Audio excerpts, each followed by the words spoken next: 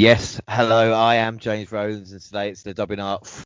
It's going to be Royal Rumble 2021, and I have the pleasure to be joined by at Jaxie Scarlett. How you doing? Hey, doing all good, thank you. How are you? Fantastic. Even better that you're back on the show, because of course Excited last to time, be here. so I don't mean to talk over you. It's great to have company, you know. Yes. Yeah. It's nice to speak to someone. And the last time we had a show together was for the WWE Awards, which we had a huge reaction to, and plenty of emails and people on Twitter as well. Just like to say thank you for everyone to getting involved, and of course thank you for taking part. But since then, I have watched a lot of wrestling, and when I say a lot of wrestling, I mean I decided for some reason to try and watch everything every week. And what I mean is Raw, SmackDown, NXT, Impact, NXT UK. Okay. Um, No AEW there? AEW as well. I've forgotten. Yes. Just wondering if that's in the mix. Hey, Ultimate One. I love doing the show with you about AEW. Of course, don't forget that's the top of my mind. I've chucked in some New Japan stuff in there as well because I thought I haven't got enough, so I'll start trying to watch some of that. So basically we're going to go back to where we left off because of course we focus on WWE stuff with Raw and SmackDown. We had a lot of high hopes into the new year, so we're just going to have a look now and see if we can actually remember anything that took place with Raw and SmackDown before the Royal Rumble itself. Okay. So we'll start with January 4th for the WWE title. Drew McIntyre versus Keith Lee. Yes, that was this year. I can't believe it. Of course, the legends were on hand for the night. They watched from the stage as Keith Lee and Drew Yeah. McIntyre went at it. I mean, this was a hell of a match. What a was.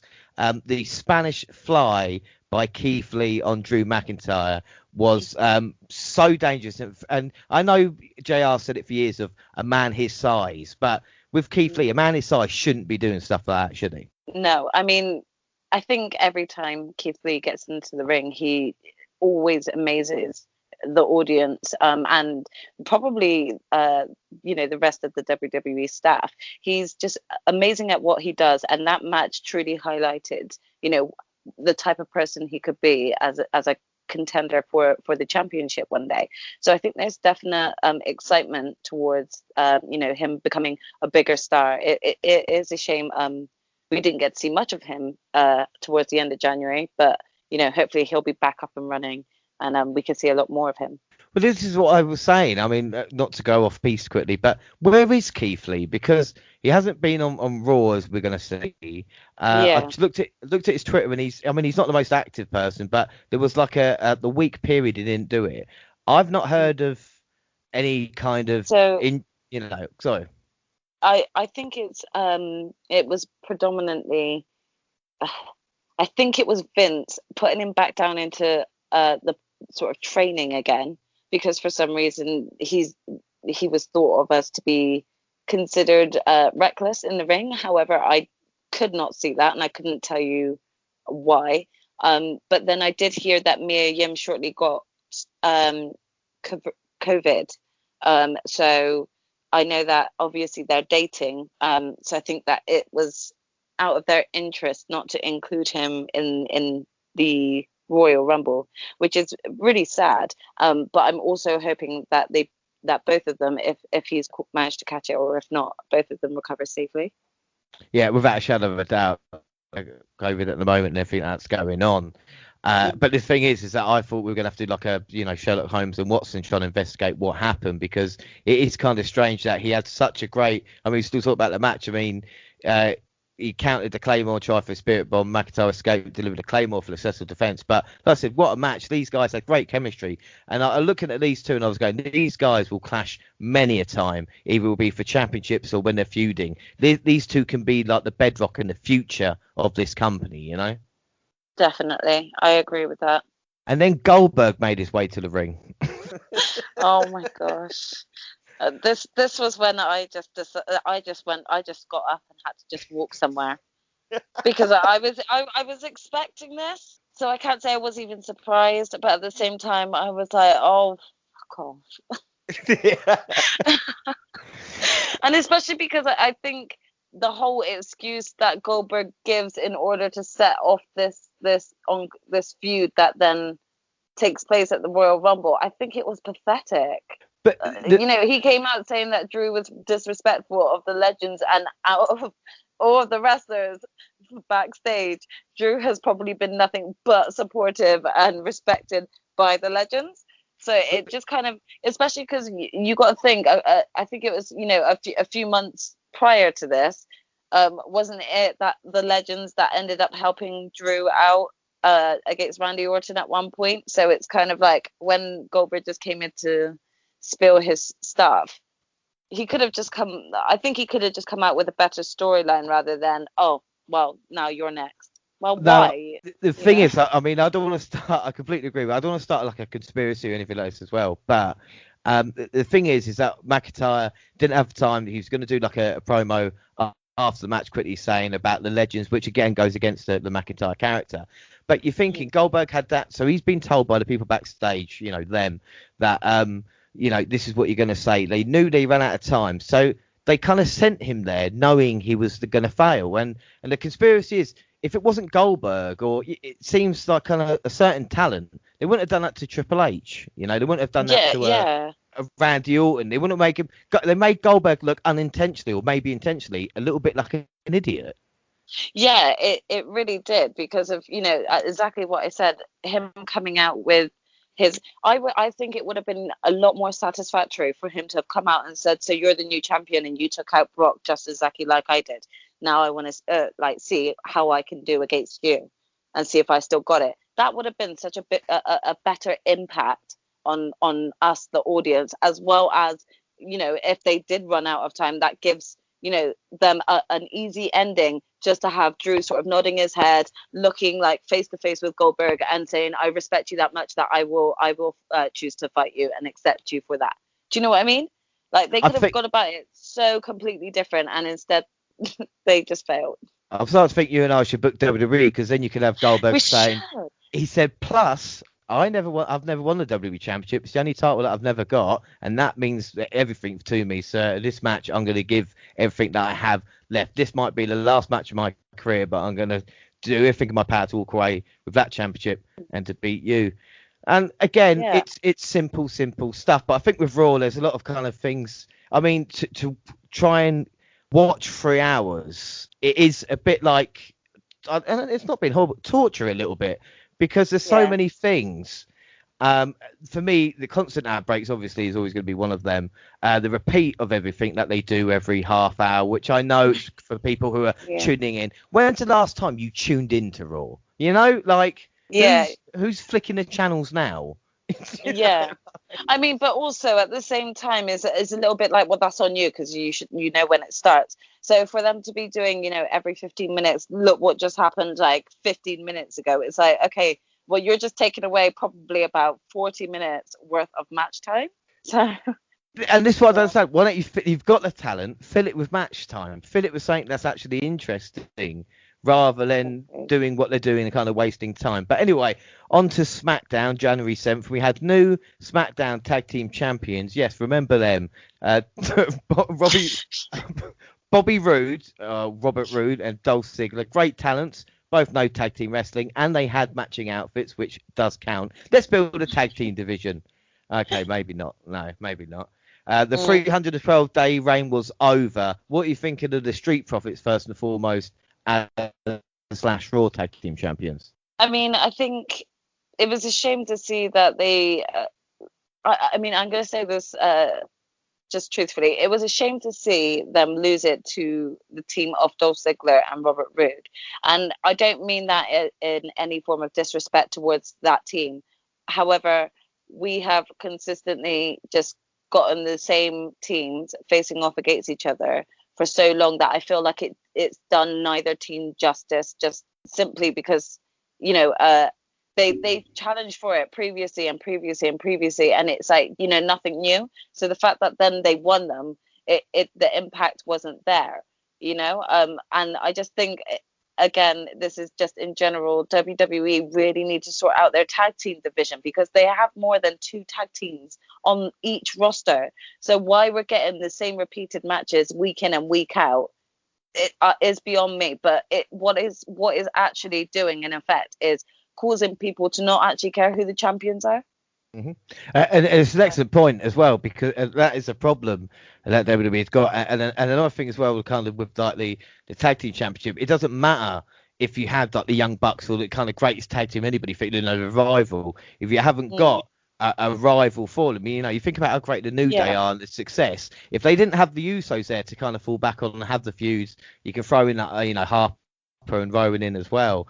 And that kind of thing. You go back to Attitude Era, you go back to the Golden Era with the tag teams. You know, there's always kind of rivals, or there's a deep set. Like you couldn't have like the Hardy Boys without the Dudleys or Edge and Christian. Like those three sort of made it, and there was so many other teams in between that they were kind of like, even though they were forever, there's always someone that you're forever feuding with.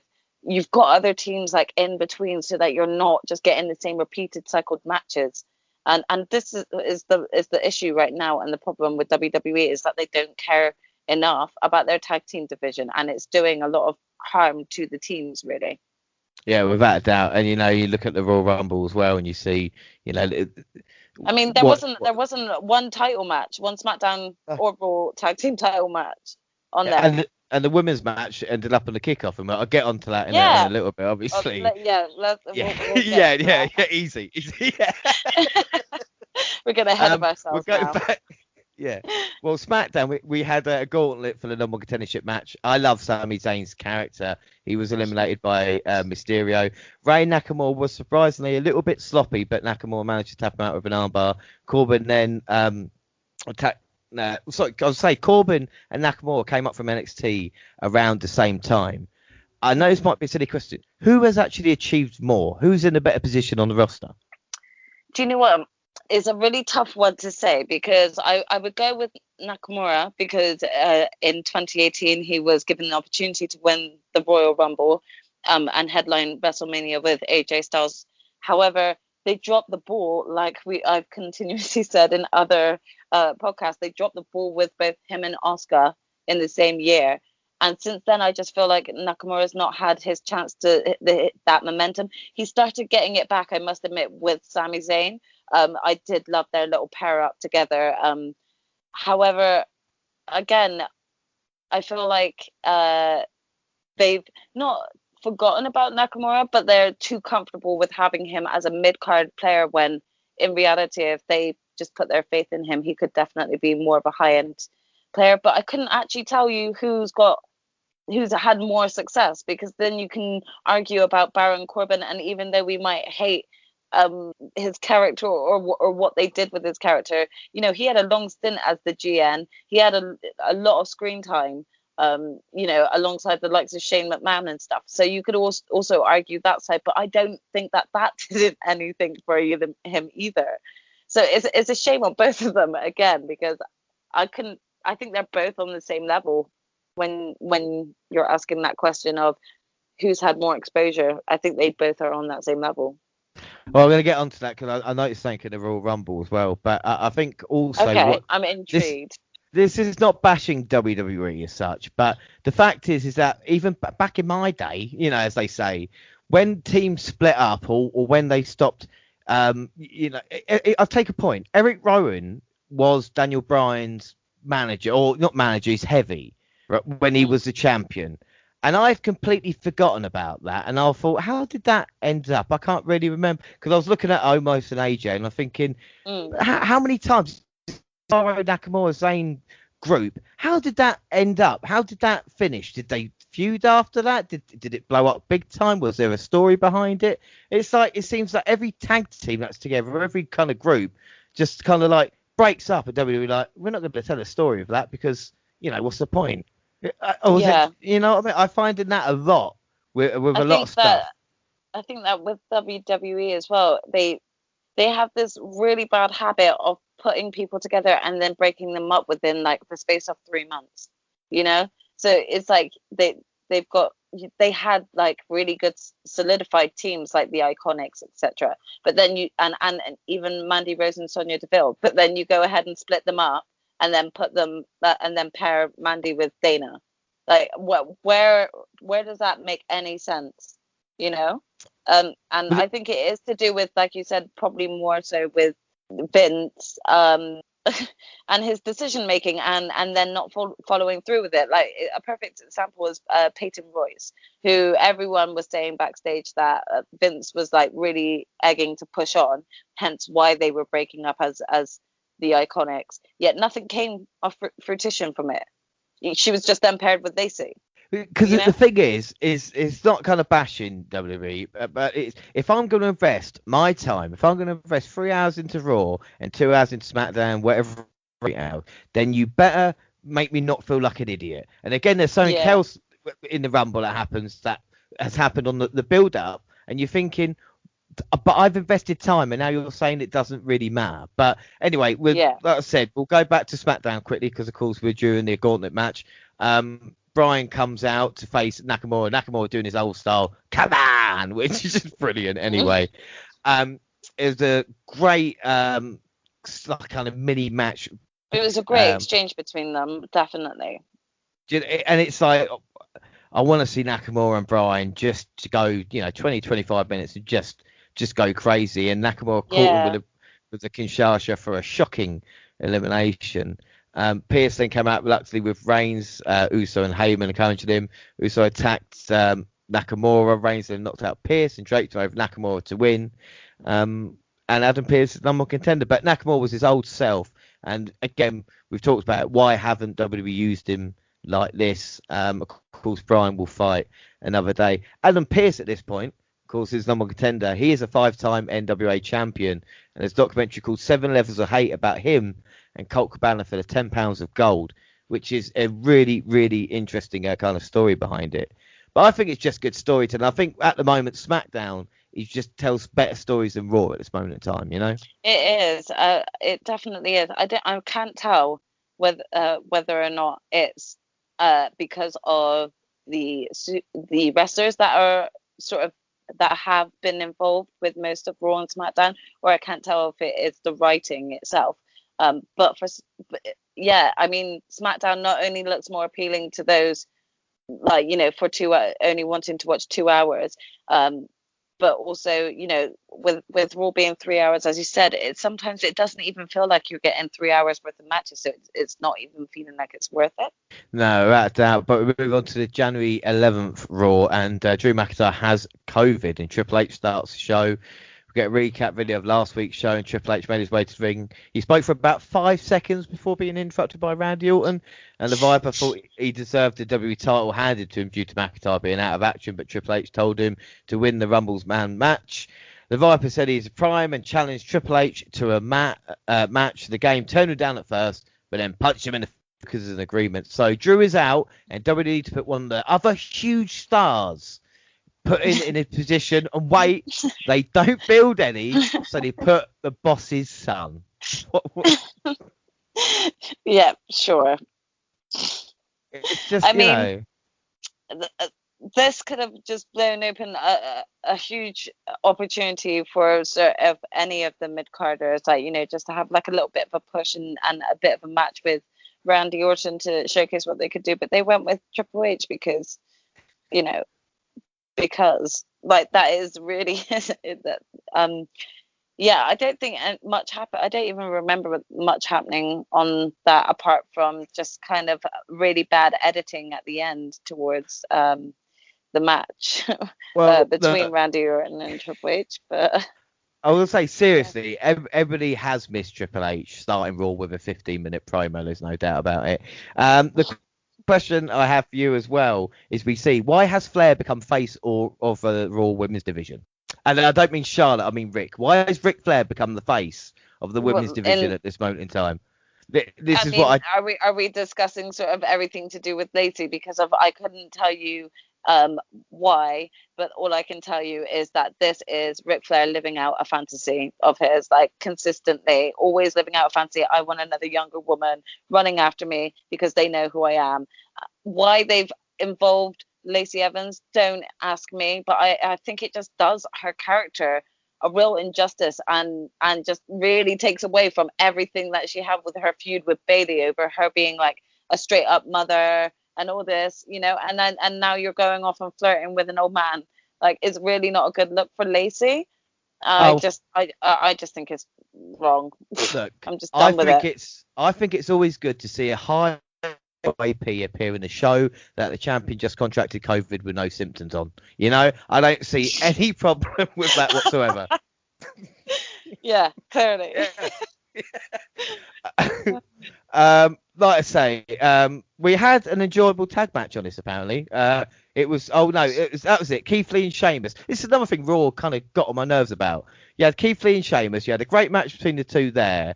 No, you had a tag team match. Sorry, against Miz and Morrison. And then they come back from a break, and then they start fighting with each other. Which again was like, what sense does that make? Everything was not even any kind of sign of tension, or in the end they were upset about it. But again, it's WWE being WWE. It was an enjoyable tag match. Yeah. But when you come back from break, and even the commentary didn't know why they were fighting, and that's the problem. Yeah. Well, it is there, and then when they're just kind of trying to fill that void of discussion around it, it just makes the audience question it more. Of course, Drew McIntyre's with COVID, and it took 10 months, but WWE finally delivered a meaningful message about mask use and social distancing during the pandemic via McIntyre, which is, I think, fair to play. He then was talking about Goldberg as well. Matt Riddle is a moron, I've written here. Main event, Triple H's first match on Raw since March 14th, 2016 versus Ziggler. Triple H found his sledgehammer under the ring and set his sights on his former protege. And just as he's put his foot on the steps, the lights begin to drop. Orton and Triple H both look confused. And then I guess the lights went out. And then the game realised his hammer was on fire. And then the light went out and Triple H was gone. A distorted version of the Firefly Funhouse theme song played as Alexa Bliss appeared in the ring. She shot a fireball into Orton's face as the show went off the air. I believe I'm reading it out loud. Yep, I mean, it was trending everywhere. So WWE got what they wanted there. They got people talking about it for sure. But I mean, 3 weeks later, Randy Orton's got not one single third-degree burn on his face. So how much we're supposed to actually believe of this, I'm not entirely sure. I mean, usually WrestleMania season brings excitement, but this card of Raw included 10 matches, like Randy Orton's time-wasting fight, 7 of which failed to last more than 4 minutes. Off top of that, six of them were directly related, with 3 matches leading straight into another bout. Jeff Hardy, Jackson Riker led to Hardy Elias. Sheamus and Keith Lee's tag victory gave way to a singles match, and Riddy and Bobby Lashley seek into Riddle and MVP. Who can watch 3 hours of this? I just don't know. I mean, it's pretty. I can't say that I do that myself, because simply I cannot stay up till 4 a.m. It is impossible to expect me to stay up till 4 a.m. and actually feel like it was worth it. So for me, I personally catch up on it the day after. But whoever are able to, I'm sure that they're clearly enjoying the product or the content. It's just a little bit questionable. I use BT Sport to and obviously sometimes because of work can't stay up and watch them. So you watch them on demand. And BT, if you're listening, why are you cutting out the last minute of every fucking show? Like, it comes towards the end, and like it will be McIntyre like hit the Claymore, and then the show will end, and it will go to like the episode of NXT. And I'm going, you've had it on for 3 hours, and you can't have an extra minute. Yeah, or sometimes it's kind of the other way around, and you're like, okay, shouldn't we cut hair, because it's like they're just staring at each other like way too long, and it's just a really long wait on us watching 2 people stare down at each other like it's a cowboy movie. It's about to be a stare off, and you're kind of like, okay, cut.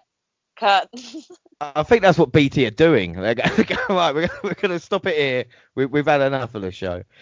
We move on to SmackDown January 15th. And it was evident from the very beginning of SmackDown that something was very different. And it was a camera in the entrances. I can say that they were using the new 8K cameras that NFL and Fox has been using. Sounds great. But you can immediately noticeable effect and clarity. I was impressed by it. What do you think of the? I mean, some of them have got. I mean, Roman Reigns in slow motion, or just the way he walks is brilliant. Some of them haven't quite got it right. What are your thoughts on it? I actually really enjoyed the sort of change up. It really does kind of help the wrestlers also stand out. Highlights it a hell of a lot more. It was different. Yeah, I think we're at that. Anyway, so we get Nakamura beating Jay. Billy Kay is comedy gold, but might not make it in the Riot Squad. The Mysterios look like idiots. Corbin beat them easily. Cruz was backstage with Range, which was an interesting wrinkle. He wrestled Zayn later whilst Biggie watched laying on a sofa at ringside wearing a Ghostbusters jumper. You are. I'm intrigued by this, but I was also disappointed because I don't feel anything came with that little discussion backstage, and I was hoping, I don't know, to see something, of fruition with Apollo Crews. It's WWE. Like I go, oh, that's interesting. I wonder how they're going to play that out. And then, like you said, nothing ever happens. You go, you start questioning yourself. You go, did I actually see Apollo Crews there? Was it? Well, like you said, a couple of months ago. Roman wants last man standing. We get Bryan versus Cesaro. Wow. What a match this was. Cesaro caught him mid-run with an uppercut, finished Bryan off with the neutralizer for a win. I mean, incredible, wasn't it, Yeah, I really, really enjoyed this. And Cesaro got a lot of recognition here. And it's one thing that I do want to point out, that he is another wrestler, Cesaro, who is extremely underrated by WWE. Everyone else seems to actually love this guy, and yet I don't understand how he's been with the company for so long and not had or been given a push. But that's another wrestler that if he does decide to sign with the company later on, because I know his contract runs out towards, I think, August or September, I'm really hoping that they'll push him. But if they're not going to give him a push, then I could potentially see him going elsewhere. I don't like him because he can't speak English properly, and I think that holds him back. I, of course, am lying about that. That's what apparently Vince McMahon has said. Oh, really? Yeah. Apparently, he can't see a main event star. That's why apparently with Nakamura, that's why with Oscar she's been treated like that, because they can't hit it out of park with a promo, whereas they can if done differently. I see how it is now, Vince. We've got issues. Yeah, it does make sense when you look at it, It's just horrible, though. It's a horrible way of thinking. I may be wrong, but it's history shows, as we say. And then the main event of SmackDown. Sorry, go on. Oh yeah, go for it. No, I was just gonna actually say, like, you could actually look at even the Royal Rumble records of the winners and actually kind of figure that out, can't you? Yeah, and their success rate, I think, would be.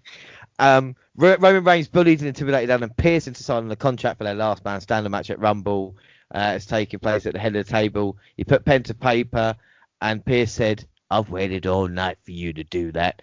He said before exiting the ring. I never knew I could do an Adam Pearce impersonation. He then feigned a knee injury. He revealed that the card is subject to change. With that, he introduced Kevin Owens, who signed a contract for the Rumble title shot. I would maybe have liked to see Adam Pearce have a chance, considering it's going to be the same outcome. And I wrote that on January 14th. Yeah. We all know how things ended. Well, we get January 18th, we get Raw. We see a Martin Luther King Jr. celebrating the legacy, which Vince McMahon apparently really, really appreciates well, so that's a nice touch. And then we see Randy Orton in a dark ring wearing a mask to protect his burned face. He explained that he was lucky, only taking first-degree burns to the face. It's almost like he didn't get hit. He warned that his compassion was now gone. He blamed the Fiend for what happened, even though he was burned alive. Told Bray Wyatt he would not stop him from winning the Royal Rumble match, yada, yada, yada. He promised he would compete even masked. Orton was actually wearing a burn victim's mask during that promo. I'm not really sure how to take that, I think because of what we know now, and where we're at with Randy Orton at this current stage, I think it was a really poor judgment call. Especially when they didn't continue to fall through with it, with giving him burn marks and things like that to actually make us believe that actually happened. I do feel like I don't think it was like purposely done to sort of make fun of burn victims. However, I also just felt like they were taking that whole storyline as pretty much a joke. Yeah, it's just stupid, you know. But I did get a very Undertaker kind of feel of Bray going away and then returning. I mean, if they can get that character right, not necessarily to be the Fiend, but that kind of one that he can go away, maybe, you know, reincarnate himself, just a little bit of touches like the Undertaker did for obviously his career. This is something that really got on my nerves. I called it playing the field, but it's AJ versus Ricochet. And Adam Pearce explained to Ricochet that he would only earn a spot in the Men's Royal Rumble match if he won against AJ Styles. That happened on Raw. I was going to bring this up during the Royal Rumble because I'm pretty sure that half of Twitter noticed his presence within the Royal Rumble after this. And yeah, I've got more to say on that, but I will wait for the Rumble because I feel like I could go off on a tangent otherwise. Do you know what I mean? I love Ricochet, but I fucking spent 3 hours watching this program, and they're not going to see it through. Then why should I? You know, what a great match! Yeah, what a great match this was though between Ricochet and Styles, just showing what each man can do, especially when Styles is motivated. Styles went from a forearm like the one and only, turned into a recall for a near fall, 2-foot on the top rope, and Styles knocked him down. He bounced Ricochet off the top rope right into a Styles clash for the win. Ricochet just can't catch a break. They should have booked him like Rey Mysterio, either when Rey Mysterio was in WCW in 96, 97, or obviously when he showed up in 2002, of that kind of guy who can just do amazing shit. Yeah, he may be a little bit small. Yeah, you know, he may not be like the kind of best promo taker, but just let him perform, you know? Yeah, I think that Ricochet has been underlooked for a while now, and it's a real shame because I feel like he was pushed to come up to the main roster before he was needed in terms of, you know, sort of star power, and sort of I don't feel like he was given the opportunity to really showcase himself as well as he probably could have if they gave him the time, and so because of that, it does make you question their decision to kind of go ahead and then have him as part of the Royal Rumble, especially when he lost in such a great way in a great match against AJ. I mean, none of the other people that AJ Styles faced were in the Rumble as far as I can remember. So I don't understand why he was sort of given the okay when there are so many people, other wrestlers that I was even shocked weren't in the Rumble. Yeah, but like I said, we'll get on to it. I should say Ricochet, not only is a great worker, but he's a really nice guy. I was lucky enough a few years back now, God almighty, Ricochet versus Will Ospreay, and I took a friend who didn't watch wrestling, and I'm sitting there, you know, watching this event. It's only, 200 people, and he comes back to me and goes, there, well, the wrestlers, you know, what's his name? I go, what, Ricochet? He goes, yeah, really nice guy. I said, what do you mean? He goes, I just shared a packet of knickknacks with him. I said, what, you didn't know who he was? He goes, no, he just come up to me, started chatting. I was like, you hear so many, and I was like, and you talked back. That's why Ricochet continued chatting to him because he was like, oh, this guy don't know who I am, so he's not going to attract attention to me. This is the thing, and like my mate come back to me, he was like, "Oh, I didn't know. Like, we were just talking about, certain things." I was like, "What were you talking about? Like, what did you ask him if he's going to like WWE or no? We're talking about like favourite flavours of knickknacks." That's great. Yeah. Oh well. Yeah, I knew that guy. Me and that guy, we talked about knickknacks. Yeah, that's what he said. We watched WWE, and he'd be like, "Oh yeah, look, that's knickknack guy." Like. Oh, one of the greatest athletes of our generation, but no, it's fine. Talking about playing for laughs, The Miz and John Morrison introduced the biggest star to ever appear on the dirt sheet, Goldberg. However, it turned out Miz and Morrison actually bought Gilberg. Drew McIntyre's music hit, but it was another impersonator. They quickly lost in, sent them packing. It ended what it was. But I thought it was good to hear Fink's voice with the intro to the dirt sheet, which again, I think is brilliant to see. It's great to see Gilberg. He's had a few health issues, but now he's back. Of course, the former light heavyweight champion and the surprise choice in the Deadly Game tournament. And Drew McIntyre, I couldn't believe this. I don't know if you know. The McIntyre impersonator was played by Bernard, the assistant from Santa Claus. Really? Yeah, really? No. No, I that swear. wasn't. It I was need to Bernard. go back and watch that. No, I need to go back and watch that. I need. Are you serious? I'm serious. I couldn't have to. believe it. Yeah, I'm gonna have to go on YouTube and look that up again. I'm sorry, I am. I need to see this again. He's put on a lot of weight since then, but I was like, not Bernard. I loved him. You know what? When you go back and you watch the movies, the man hadn't aged in between all those movies. So I am now completely flabbergasted that you said that the same out of shape man whose butt crack was on show on Raw was Bernard from the Santa Claus. Yeah, yeah. I know, it's heartbreaking, isn't it? Yeah, it is a little bit.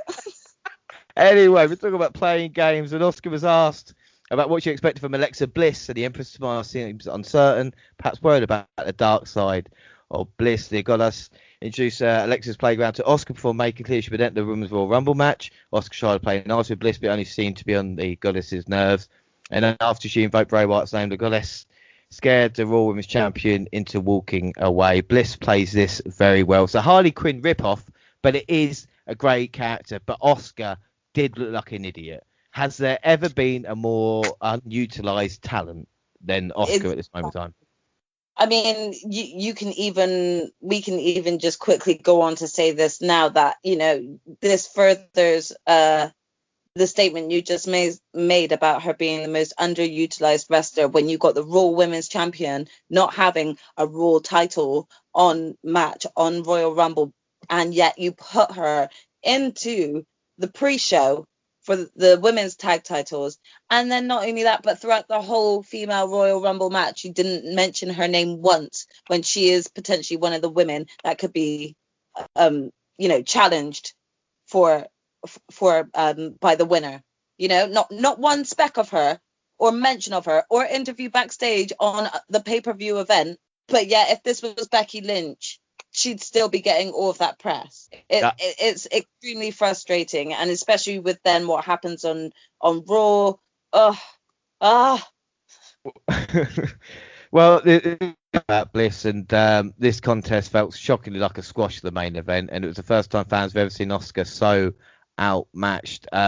We saw Bliss kind of turning into the well, I don't know how you would say it. She, switched into this kind of. I reckon she's channeling like Bray Wyatt inside her. I'll be careful what I'm saying here. In that kind of way, and of course his sister Abigail getting the hitting that. Yeah, Bliss is a true threat for the Raw Women's Championship like this. And she is the most interesting thing on Raw, I think, right now. I think Alexa Bliss's character is the thing that kind of got me through the month, so to speak. Yeah, I have to agree there. 22nd, and it's SmackDown. Billy costs her team again. Charlotte, the all-powerful team with Oscar to defeat Riot Squad due to poor Billy, who was kicked out the team after. If only they had a team for Billy Kay. If only they could make a tag team, right? But who would they? Like you said, who? Who? Then we get Bryan, Cesaro, Ziggler. Daniel Bryan came out to talk about how the Royal Rumble event always made him feel excited. He was interrupted by Cesaro, who said he beat Bryan last week. Cesaro then issued an open challenge, and Dolph Ziggler answered the call. They fought. I mean, again, another great match between the two. The Swiss Cyborg managed to get the job done with a neutralizer for the pin. And if this is Bryan being involved with people like Ziggler and Cesaro and others who are kind of the workhorses of the company, and we talk about Oscar being underused. You've mentioned Cesaro. I would put Ziggler on that map as well. And again, something I noticed at the Rumble was the fact, like, we get onto that. Like I said, we get onto that. But the talent shone through. We see Cruz versus Big E with Zayn interfering. Blair beat Baylor by lifting Otis, which again, really, really enjoyed that. They had the kind of, I don't know, set up for Belair, wasn't it? But it was like the assault course, so to speak. But I just think the Bianca Belair work really well together. So this was all they just kind of brought excitement. And guess what? There's no title involved, because you can actually have women feuds without a title involved. And then we see in the main event, Heyman was going to go and face Adam Pearce, but as soon as he came down, he injured his leg, and of course it was the card subject to change. It was Roman Reigns coming out to beat the crap out of Pierce, but then KO appeared, saved Pierce from certain destruction. Yeah, Owens blocked Superman punch, hit a stunner. It took several finishes to keep them apart, and even still they managed to get each other. KO hit a second stunner before he put Reigns through the announce table with a pop-up powerbomb. Finally, it's taken 2 months, but Owens got one over in a fight with Roman Reigns. Stun Owens, stun. When Kevin Owens is used right, he's fantastic, isn't he? You know. Yeah. I mean, I still think that we could have personally. I think that we could have played a bit longer with the thought of it being Adam Pearce that was facing Roman Reigns, and actually have sort of KO appeared then, make his appearance then, and to have Adam Pearce oh, I'm really injured because you just beat me up, so card subject to change, and then KO signs the contract then. That would have been, I think, a lot more exciting and made KO look even bigger and better and exciting. And I think it would have given the audience a lot more reason to be like, oh my God, could he potentially win it? But then again, they just don't have us on creative. They just need us on the team. They are failing miserably. But this is the thing, and you can't hurt Roman Reigns at the moment. He's so over with the character. He knows what he's doing. If he even gets beaten or it makes it look foolish, he can kind of recover from that as well. I don't think without a doubt. Anyway, January 25th Raw, one final push. W champion Drew McIntyre returned 2 weeks after a positive COVID test. 6 nights before the Royal Rumble, he discussed his illness, and then Goldberg came out. They had a face-to-face, and then the Miz and Morrison jumped on the apron, and I actually quite liked it. They looked at Miz and Morrison, brought them in at the same time. We see a spear and a Claymore respectively before coming face-to-face for one final sell job for the pay-per-view clash. I think it was really good stuff. They needed one last sell for it, and they got it there. Yeah, I think my only issue again is just how underutilized or underused both Miz and Morrison are late as of late. So I mean, I understand why they were sort of the ones coming out to kind of take the fall and stuff, but I just also think that's also hurting sort of Miz and Morrison, and they need to kind of start doing something with them really, so that they're not considered a joke. Well, don't forget, I mean, even though Morrison lost to Sheamus, they did beat Sheamus 2-on-1 later on in the night, which helped everything out, Then we get another playtime, and we see she says that she could not wait to see it again, and then the camera shot up close, and with the magic of pre-production, flash bits and pieces of the Fiend's face with a voiceover of "Let me in," while Bliss stared menacingly into the camera. I am liking that at this moment in time. And then Riddle ran the Hurt Business Gauntlet. As you know, as anybody knows, I'm not a huge Riddle fan. It's not because he's not a fantastic worker.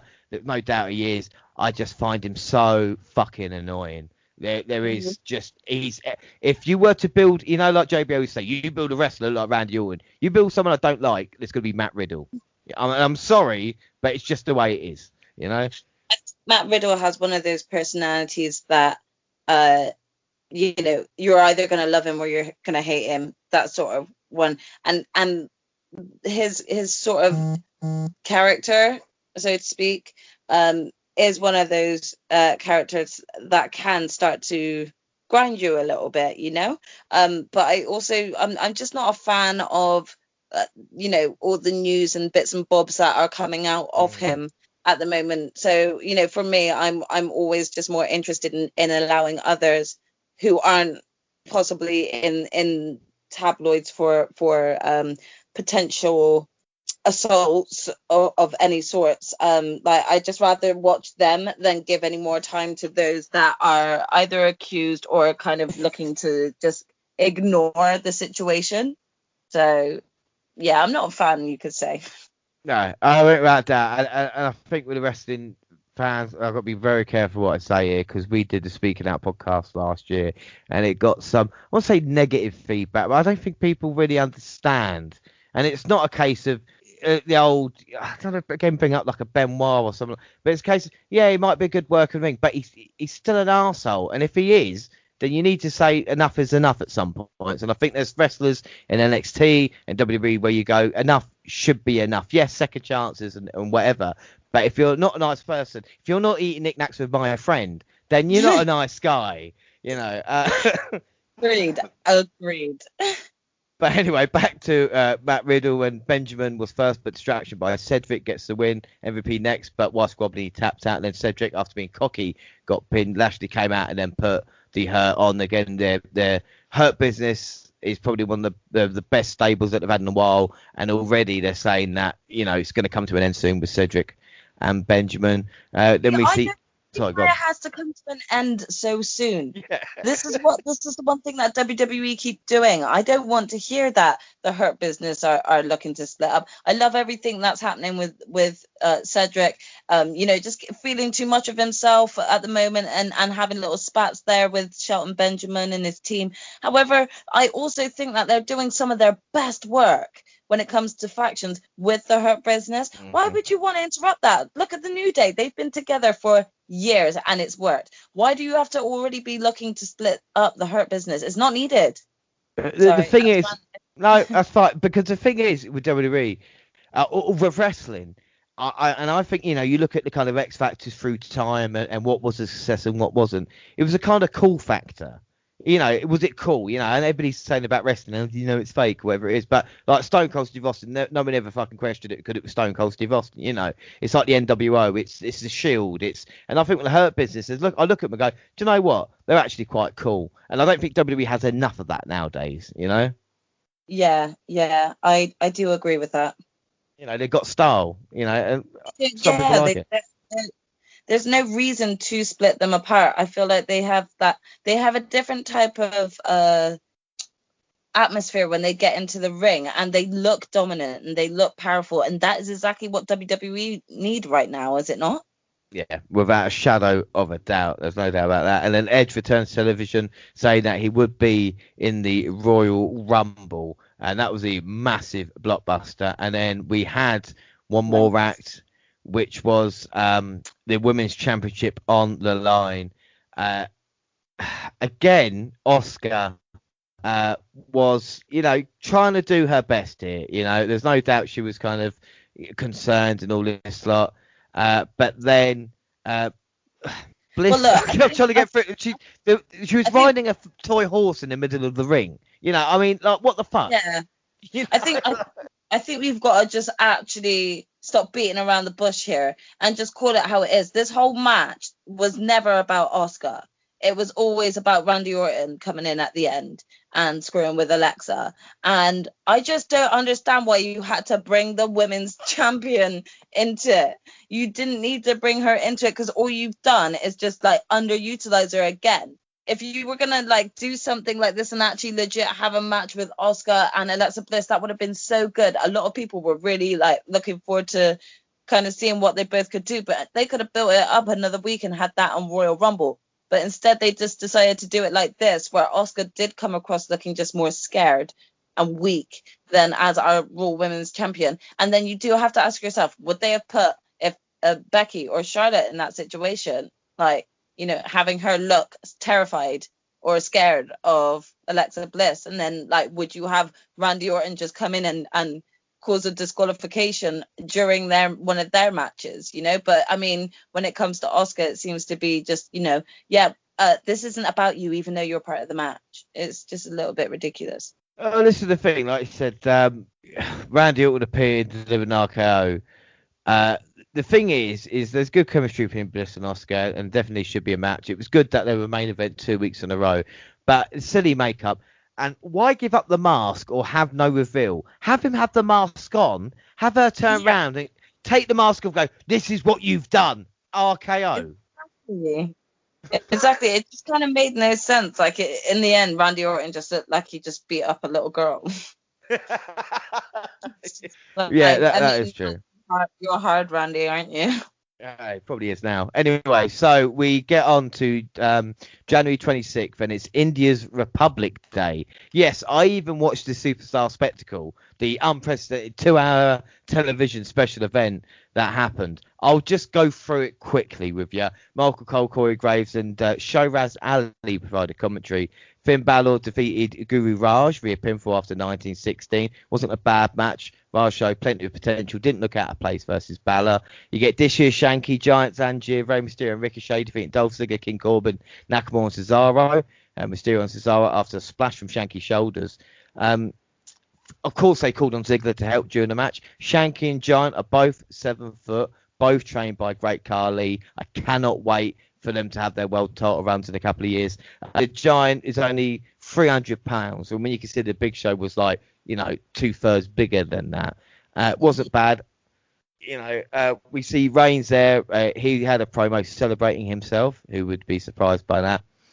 AJ Styles defeated Jeet Ramir with a phenomenal forearm. I mean, at the end of this, it was meant to show how great Ramir was, but it just showed you what Almost did.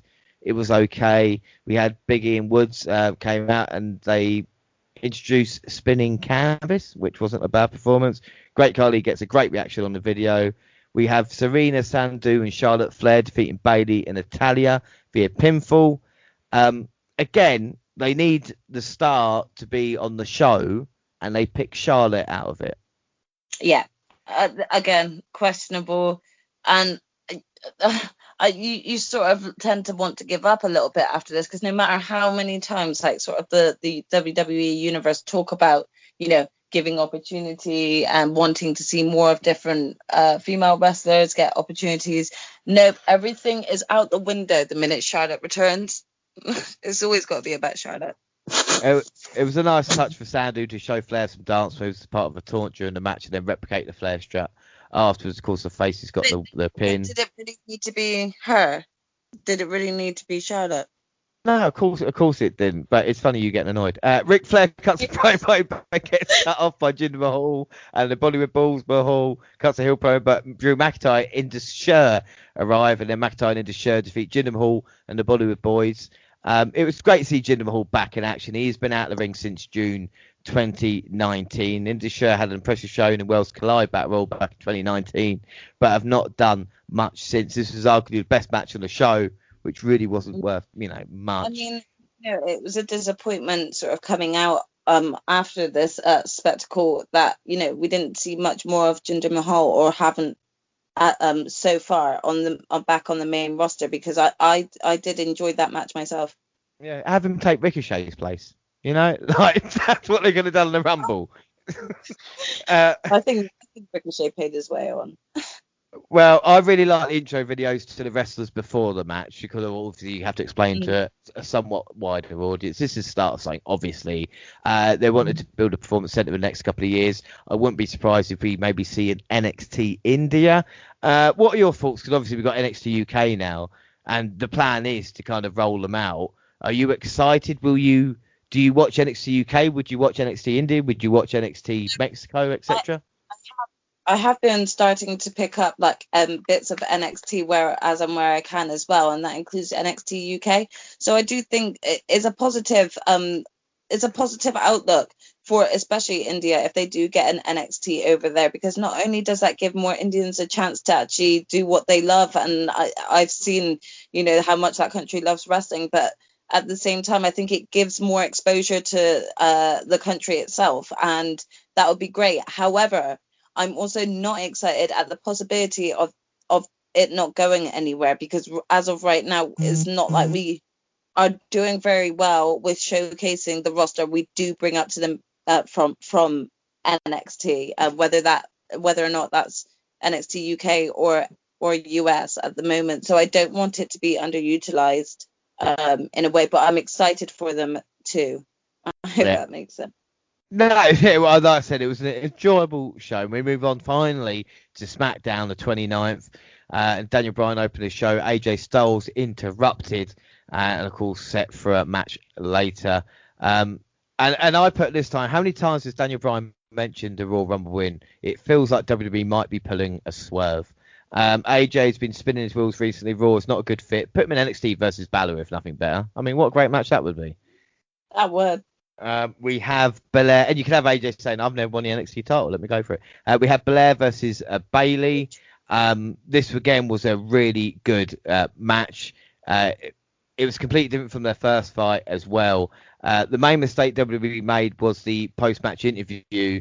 Blair can cut a promo, but she was exhausted after such a long fight. I don't think they should have done it. What were your thoughts on that match? Yeah, I mean, I enjoyed it, but again, agree. Like, I was kind of just wanting her to catch her breath, sort of thing. But it was a great way of showcasing, you know, both of them shortly before the Royal Rumble. Yeah, but you know, the thing is, it was an enjoyable match, but you're thinking, I thought it was going to lead to something. And Bayley can do something that the other horsewomen can't. You've mentioned Becky Lynch, Charlotte, and of course Sasha Banks. I think Bayley can actually build stars, because if you look at her rivalry with Belair, and of course we're going to get onto it in a minute, I think she's helped more than maybe anybody else. And it's that kind of confidence of not losing. You know, she's not worried about losing her position because of how good Bayley is at the moment as well. Yeah, exactly. I mean, you know, Bayley's grown. If anyone's kind of been watching NXT from years ago when Bayley was still on it, you could see how much growth there has been. But you can also know that on in reality, Bayley's quite humble on the inside. And you see that come through in her matches, in her performances. It could, you know, be overlooked because of like her heel character and her heel persona at the moment, but she will sell for others, and you can see that and greatly appreciate how much effort she puts into that. Compared that to the likes of Charlotte Flair, Bayley's the same. I think we're at that, and then we see Heyman with Roman Reigns and Kevin Owens over the interview, and I think the previous week SmackDown with Owens having one up on Reigns should have maybe kept it like that. And then Daniel Bryan and AJ Styles ended in a DQ. And then Daniel Bryan, Big E and Shinsuke Nakamura versus AJ Styles, Sami Zayn and Cesaro. Everyone hit an impressive offense in the character scene that led Zayn fighting for fighting. And then we see Sheamus coming in, planting with a bro kick to win. Braun Strowman then arrived and took out everyone, hit a random power slam Cesaro to end the night. So all in all, what are your thoughts on Raw and SmackDown this month? Because it's been hard, but I think it's been enjoyable in places, but I don't know if that's just because we've been working towards the Royal Rumble. Yeah, I think there's been definitely exciting moments, but overall, especially the sort of last SmackDown, I really have been questioning like WWE's motives. I mean, we had 3 matches on SmackDown that were all consistent of like the same people, but just adding more to it. And it was like 3 different matches we had of that.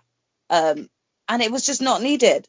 We did not need that. If you were going to make it like a tag team or a 6-man tag team, then just do that in the first place. And that way you could showcase off more people. But instead they just built like content that I just didn't really feel like was necessary, especially when it was sort of the week before Royal Rumble. Well, we talk about the Royal Rumble, and it is a special event, and everybody was excited. And it's January 31st, and let's go on with it now. No better way to kick off than with kickoff. We have Charlie Caruso, Joe King Lawler, Booker T, JBL, and Peter Rosenberg on the panel. We see McIntyre and Goldberg promo.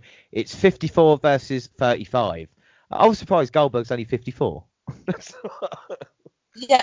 I mean, I must have missed that little part where they were showing the stats because I didn't know that was his age. I thought he was older. JBL says people don't care about Goldberg taking their shot. And then we see backstage Carmella upset by Reginald, but she says she's 2 steps ahead. We see Deville John on the panel discuss the SmackDown women's match. Banks is not the only boss, and she picks Carmella. Wow. We get the Women's Rumble profile. Belair's the favourite on the panel, but JBL says it's just potential. And then we see Natalya said there's no one could do to stop her because she's going to be number 30. And JBL's seat was lowered during the kickoff panel, which was hilarious as well because he's always having to go at Rosenberg. And I don't like Rosenberg, but I don't like bullies. But anyway, we see Reigns and Owens promo next. R-Truth joins the panel. Do you know he debuted at Rumble 2001 as K Quick? Yeah, how long ago he was. Oh, nice. He was just he was like doing some sort of Elmer. He was dressed like Elmer, right? He was just as Elmer Fudd. Because he thought Bugs Bunny was performing later, and he's hunting wabbits. That's. I mean, he's just a little national treasure, isn't he? Our truth, like, just give him an award or something. That's what he deserves. And then our first match is Jackson Baszler versus Charlotte and Oscar. Oscar on the kickoff. Wow. Commentary made a point that Oscar hadn't lost in a tag match versus the Hills. At that point, I thought, my predictions are fucked. That's the moment. Yeah. We go on to the match. The Queen and Oscar controlled the pace for a long time. It took a pair of clotheslines for Jax to finally put the Empress on the mat. The challenger spent the next few minutes cutting the ring in half to keep her isolated. After hitting a powerbomb in the corner, Oscar was able to make the hot tag and release a fresh Charlotte on opponents. She destroyed both women but failed to get the pin with double natural selection. Ric Flair and Lacey Evans came out to interfere, and the Nature Boy gave Evans a knuckle duster. She used it to hit Charlotte in the face, and Jax took advantage to pin her and win the tag titles with Baszler. What are your thoughts? Yeah, I want to say that I was impressed with this match, but I can't.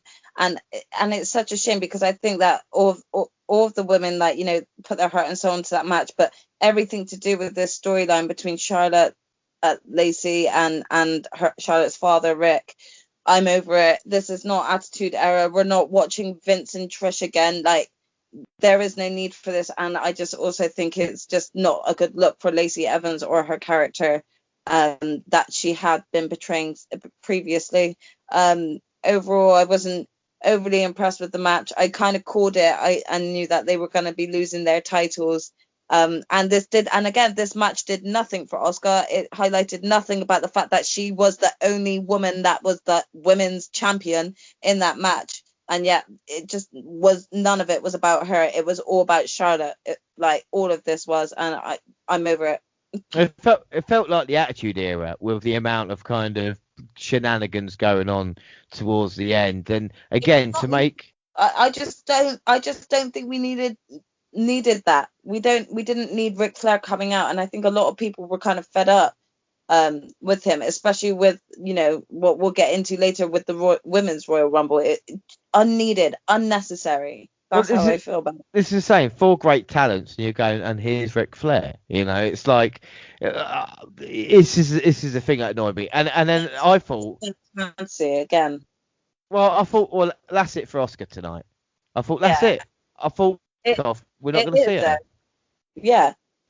And that's what was so disappointing about the fact that you even had that match on the pre-show, because it's not the fact that a match needs to be on the pre-show, but it's the fact that you put the Raw Women's Champion on the pre-show. Like, this is how much they're really caring about the fact that Oscar is their Women's Champion, you know?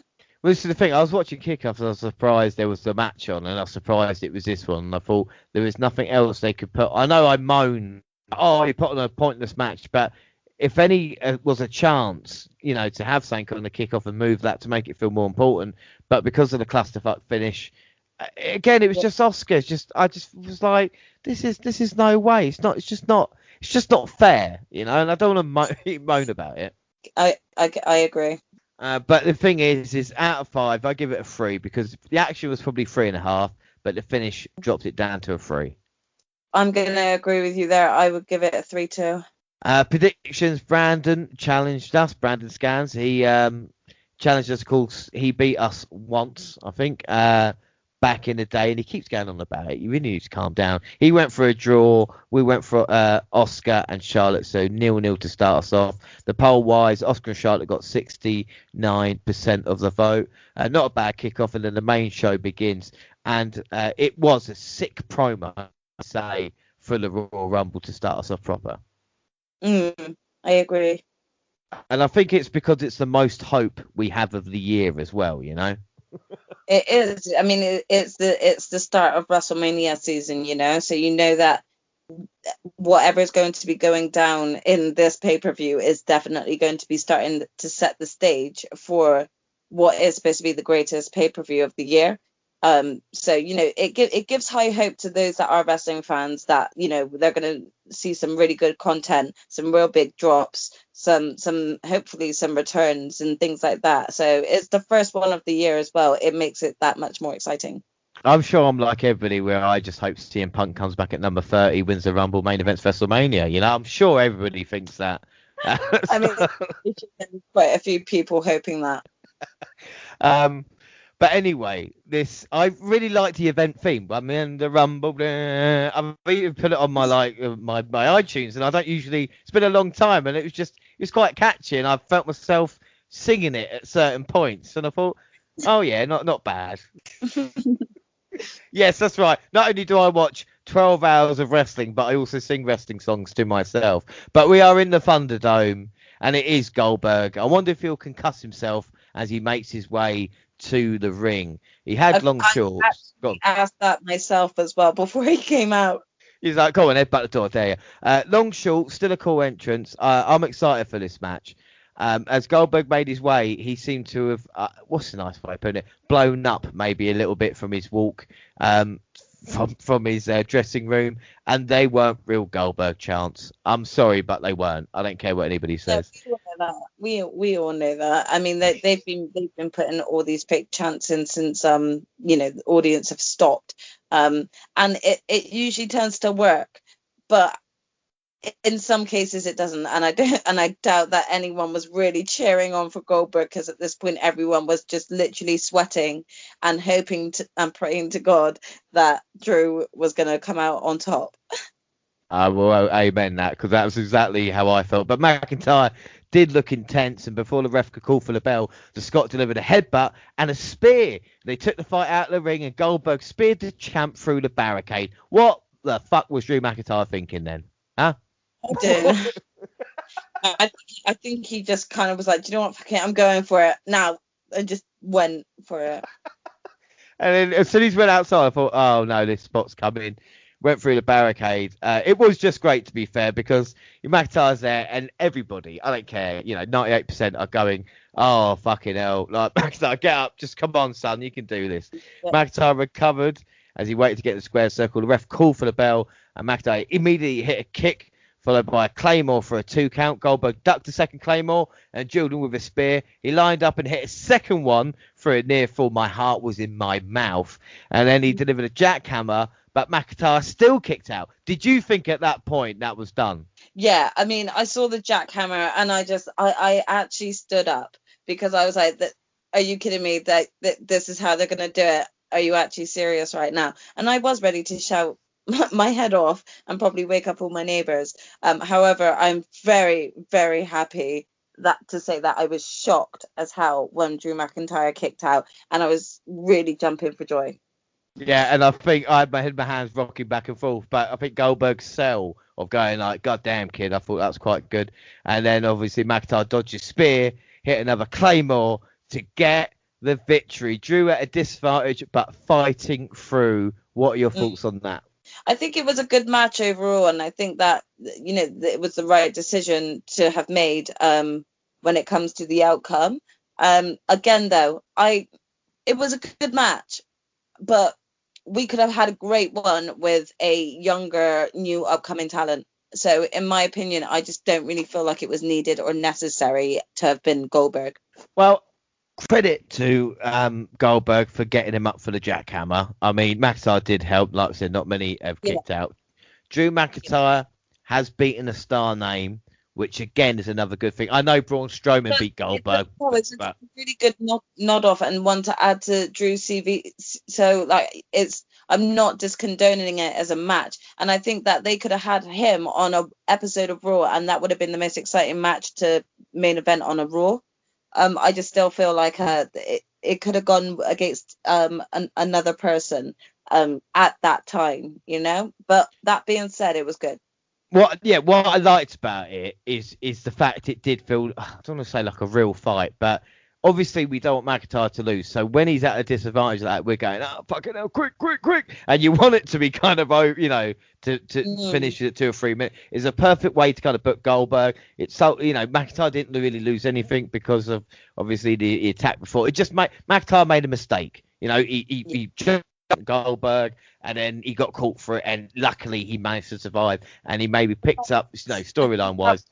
Well, it worked because, you know, McIntyre is kind of coming across as like this sort of young upcoming new star whose naivety was shown in the ring by him trying to attack him early on, and it didn't work, but he also overcame that. So it was good storytelling in that sense. And he'll say, well, they'll forget about it in a couple of weeks, but like I say, McIntyre will then say, right, for my next title victory, I'll make sure not, even if they're smaller or older, wherever it is, to get the job done. I don't know if I was just ecstatic that McIntyre won. I gave it a 4.25 out of 5. I loved it. I actually loved the start of it. I loved the match. Well, I'm going to give it a 3.5 because I thought it was a really good match, but I also stand by what I said and think that it could have just been another match to showcase another new talent and stuff. But yeah, 3. I completely agree with what you're saying. Obviously, it wasn't like this, but I think if you were looking at how good could this match be, I think it was as good as it could have been. Yeah, it could have been a fucking disaster, like we say. But the question is, was Bill all right? Did you think for a second? I don't know about you. I thought Goldberg's there's gonna be an injury angle here where he like collapses, or they kind of, because he was in trouble. I don't know if you saw it afterwards, but even when McIntyre was going up to celebrate with the title, like he took a knee, you know, without a doubt. Yeah, I mean, I hope that he's okay.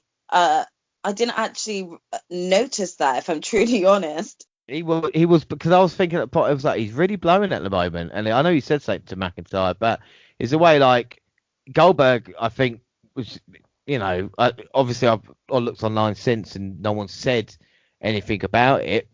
I think, you know, it took a lot out of the tank. Anyway, prediction wise, after the scores, Brandon went for the Miz to cash in, which is too smart for your own good, and then McIntyre for the WNR, so we do go 1-0 up. And as for polls, like I said, we released polls, and for McIntyre he got 72%. And Celtic fans, Nick said Drew. The Night Rocker said Goldberg. Off the masses. Ryan Ritchie put Spear, Jack Hammer, 1, 2, 3, and new WWE champion. You're next. And Willie Tap Out, which again is a great handle to have, picked Moondog Spot, which I don't think is the right choice there. But again, not a bad match. Our next match, what I get annoyed with, right, is the fact that we've got 2 Royal Rumbles. So when you've got 2 Royal Rumbles, you go, right, so I want to get one Rumble out as soon as possible, you know? Yeah. And when the women's title, don't get me wrong, I love Sasha Banks. When I saw the women's title match, I go, oh, fucking hell, we're going to have to wait for another Rumble. You know, we're having to wait. Yeah. I get it. But I was going to say, I had a bad feeling about this as we got here, but Banks is the real boss. And, of course, like I said, it's our next match. There's the SmackDown Women's Championship. Sasha Banks immediately brought to the mat, but the challenger escaped before she could apply the Banks statement. They reset, and the boss took her down into a waistlock. She knocked Reginald off the apron, but that allowed Carmella to take her out of ringside. The challenger hit a series of elbows in the corner. She grounded Banks in the rear headlock, but the boss broke free. The champ hit a meteor from the corner, but appeared to hurt her knee in the process. Carmella used Banks' hair to tie her to the bottom rope so she could stomp on the match. She did it a couple of times and didn't really work. And then Banks regained the upper hand and hit trio suplexes in homage to Eddie Guerrero. Mella threw into Reginald's arms, but Banks took him down with head scissors. The ref kicked him from ringside, and then Carmella tried to kill herself with a suicide dive. Yep. I mean, that was pretty scary and even made me like kind of scream out with shock. I really hope that Carmella's neck is okay. It instantly reminded me of the match between Lita and Trish, and Lita's dive, where that looked extremely painful and resulted in her neck breaking. I really just hope that she is okay. Well, what I've heard is Carmella's fine because she used her face as the impact. So apparently everything is okay for her.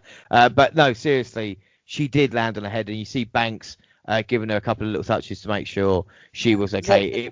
I nod to see that they both kind of checked on one another. Yeah. Well, I mean, Banks is thinking, shit, Carmella is dead. So yeah. For sure. She's literally like, are you okay? Carmella was like shot out of Shotzi Blackheart's cannon, or you know what I mean, just like phew across. Yeah. Oh. And the reaction is fucking shit, like whoa. Yeah, Anyway, she managed to get back up. Fair play to her. And if nothing had happened and scored a 2 count, she blocked a frog splash and locked Banks in the code of silence. The boss escaped, but Carmella maintained control by hitting a super kick. The boss finally hit the bank statement applied, and Mella had no choice but to tap out. What are your thoughts on that? Right. So, I enjoyed it. I thought it was a great match. However, I think that Sasha and Carmella had a better match at the last pay-per-view. So it's not that I was disappointed, but I also feel like it's not really done much for Mella. So I don't really think it was a bad match, but I also don't feel like it did anything to elevate Sasha even more, or even to help elevate Carmella, because I think Carmella was more impressive in the previous match. Well, let me read what I've put down. Mella is not championship quality. Not a bad match, but nothing they didn't accomplish at TLC. Yeah, so we pretty much have like the same sort of vision in that sense. Yeah, I mean, Banks is still the boss. Predictions, Brandon and the WNR went Banks, so it's 2-1. Polls, Banks got 73%, and Nick Celtics again put Sasha Banks. Backstage, Biggie with Woods. 60 minutes till Wrestling Gods. I mean, that made me laugh. Like, Biggie is just, he's just hilarious, you know? And then we get, here comes Sami Zayn. Don't call him brother. And Zayn's like, I've got eyes in the back of my head. Then Kofi makes him jump, which again, I was in a really good mood at this moment in time on the pay-per-view. And of course, the New Day got Brody Lee gear, which is lovely. And then it was beautiful, wasn't it? You know, like to have that there. And I know saying WWE allow them to do it, but I still think it's good. And then why have the musical act now instead of between the two Royal Rumbles? It is stupid. I have no idea. I thought the musical performance was going to be put in between. It's to do with like setting up the Miz and Morrison's segment, and that in itself was just a little bit. I just felt like it was just a bit of comedy they added in there for no reason. Like, that's what you got R-Truth for. Do you know who Bad Bunny is? Yeah, I do. I do actually listen to his music, so I knew who he was, and I know he's always been a wrestling fan. So I was, looking forward to seeing him on it. I just thought the part with Miz and Morrison was hilarious, but I found it incredibly awkward watching Bad Bunny perform and having just like Booker T just stood there not doing anything. It's like it was just really awkward. That's what Stevie Ray used to do when they teamed up together. But this is the thing, and I was just like, for me, it was fine because I just let it play, and I just, toilet break and what have you. It's one of these things. I thought it'd be a break. I couldn't believe it that they had it before Rumble, but like I said, leading to that. But again, up next, it is all about the numbers. The women's Royal Rumble match is first. I had the final 4 picks. My final 4 picks I thought would be with Charlotte, Bayley, Belair, and Ripley. We'll see how that pairs out. Who were you thinking? Who was your favourite going into the Rumble match? So I sort of had a heel and a face prediction. So my heel prediction was Shayna, and then my face prediction was Bianca. Yeah, I think Bianca had the loads of kind of support behind her, but Charlotte, in my mind, I was like, back-to-back Rumble wins, they might do it with her, so I wasn't discounting her. I was really worried they might do it because of earlier on in the pre-show, like they purposely made sure to like sort of bring up the fact that she could be making history tonight by having, becoming like the first female to win like back-to-back Rumbles, and I was just thinking to myself, don't you fucking do this. Do not fucking do this. So make me stay up when I've got work tomorrow anyway. Do not make me stay up just to watch her win, please. Well, Bayley was first, and I love her and what she's got going with Michael Cole at the moment. She says she will challenge him if she wins the Rumble. But not forget, Michael Cole is unbeaten at WrestleMania. It's just entertainment, isn't it? You know. It is actually brilliant, you know, especially when she first came out and she is already shouting stuff at Michael. You know, you genuinely think she's got a real issue.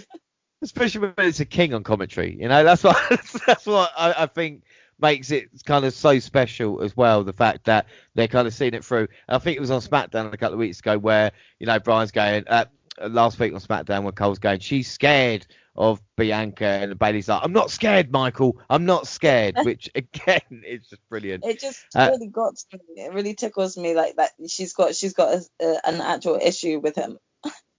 Well, she came out at number 1. Naomi was number 2. We're hoping to see something special from her. Then Bianca Belair at number 3. We see a great exchange cartwheel between her and Naomi. And then Billie Kay at number 4. She takes a seat, handing out 8x10s. And I loved her on commentary where, you know, they go, oh, you're going to join the match? Well, I'm thinking about it, but at the moment, I'm just waiting for a partner. Oh, my gosh. She is gold. Billie Kay is gold. Oh, it was fantastic. Shotzi and the Tank at 5. She appeared last year, but she is getting so much fun. She shoots at Billy as Billy now has gone to the entranceway and offering a hand to kind of everybody that comes out. New tag team champ Baszler at 6, Tony Storm at 7. Like I said, Billy keeps getting blanked each time. Baszler gets first elimination, getting rid of Shotzi Blackheart. And number 8, Jillian Hall.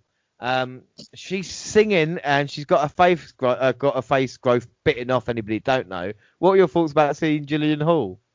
Oh God, I mean, it brought up really bad memories of that whole sort of era where she actually thought she could sing, and I really didn't need that reminder.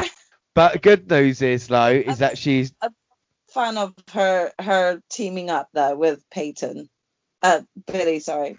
That's what I'm saying. The good news is it was Jilly and Billy. And, of course, we had our first surprise, but now we had a tag team. And number 9, we had Ruby Riott with 2 T's. And Billy's telling Ruby to get on a team. And it's the small things. And it's Billy in the corner and with Jilly. And she looks at Ruby. She just goes, I can't. Obviously, we're a podcast, but she just points. She points towards Jilly like, look who I've got. You know, like, it's just great. Like, the confidence on her face being like, come on, you know, you want to join us. It's just like, it's great. Like, she actually makes me want to become a wrestler just to become her partner.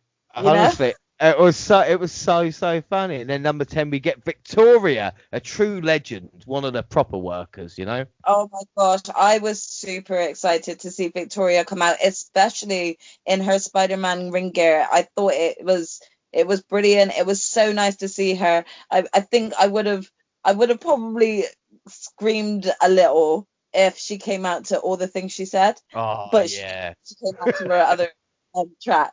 But I just loved the nostalgia. Like that was a really nice surprise that I wasn't expecting and didn't have it ruined for once. It was a really nice surprise. This is the thing. I turned my phone off for every and all notifications, messages, emergency calls, everything, so I wouldn't get any spoilers for the Rumble. And I could, and even when I was watching it and kind of writing the notes, I was really enjoying it. Like I said, with Victoria, she deserves it. You know, she was great. At 11, we see Peyton Royce, and can we have an iconic reunion? Billy has been the star so far in this matchup. Number 12, Santana Garrett. Yeah, me too. And I watch a lot of wrestling, like I say. 13, Liv Morgan. Jillian turned on Billy, but she managed to eliminate her, and then Riot Squad dropped her out. The fun is over. But can I just give her a second for Billie Kay in the Rumble? She was brilliant. She really was. And I think the only reason why I feel like I did a real big no when she was eliminated was predominantly just because I wanted to continue seeing more comedy from her with her interactions within the ring. Like one of my favorite moments from Billie Kay in the Royal Rumble was trying to recruit Shayna Baszler, and it was her walk towards Shayna Baszler. I don't know if anyone caught it, but she's trying to walk tough, like the way Shayna walks.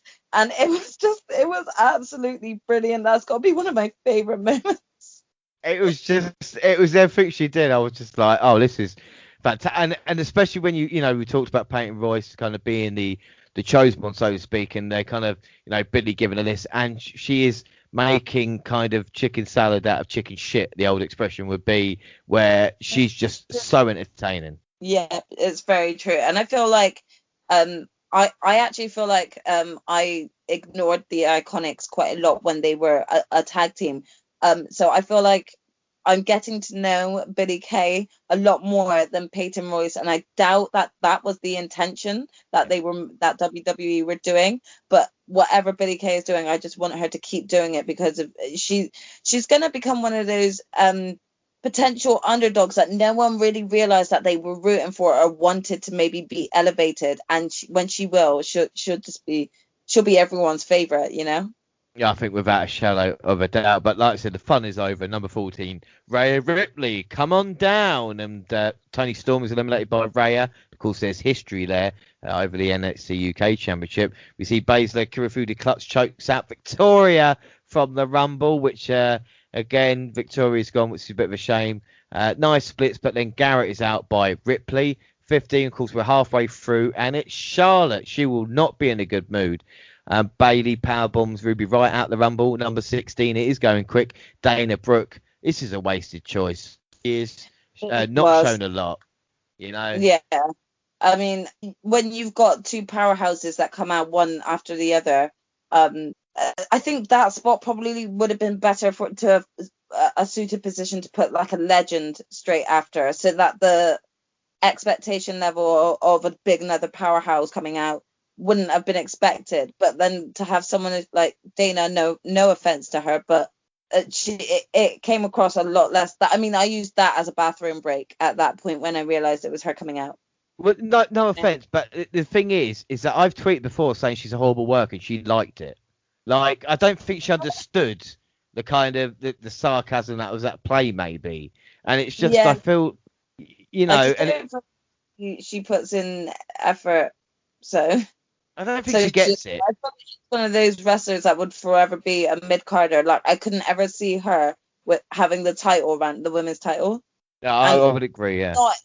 That's not any offense, no offense to her to be taken, but I just, if she was going to have any type of title run, it would be like, I'd only see her having a tag team run. The thing is, as well, you know, and obviously we're going to get onto it, but Dana Brooks, if they're going to use her for anything, use her for the fucking Charlotte Flair storyline they got going on. And yeah, that could even potentially have been a bit better. Anyway, she takes out the win with, she jumps off the top. Royce's super kick and eliminates Liv Morgan. Number 17, Tori Wilson, and the King has got to calm down. What are your thoughts on Tori Wilson? I feel like her entrance was overshadowed because I was getting really worked up listening to how excited Jerry Lawler was getting, and I just think that first of all, he needs to be over that, and like they just need to stop bringing him back for the Royal Rumble. Like, you've got plenty of other commentators that will happily sit there and you know, comment. So we just didn't need that. You know, they could have brought Renee Young back to commentate on it instead of Jerry Lawler. I don't know why he was on there. But Tori Wilson, I was really happy to see. The woman does not age. She is still just as beautifully young looking as she was when she first was in the company. So I really enjoyed seeing her come back again. Yeah, it's really, really nice seeing nice strength by Ripley outside to the powerbomb to the apron. Brooke, who got eliminated. And then number 18, Ric Flair's entrance music played. And then Lacey with Charlotte's robe on. Charlotte beats the shit out of her, feathers flying. What are your thoughts on this? I'm just going to say this one's completely unnecessary and not needed for the Women's Royal Rumble. You would not actually see like females get involved. And I just had an issue with Ric Flair coming out when this Royal Rumble's got nothing to do with you. We didn't need to bring in the Lacey Ric Flair storyline. It could have been just Lacey coming out. But he is the face of the women's division at the moment. Like I said, when it comes to Raw. Yeah, well, I mean, I wish someone would have just slapped him, to be honest, and told him to get away from it all.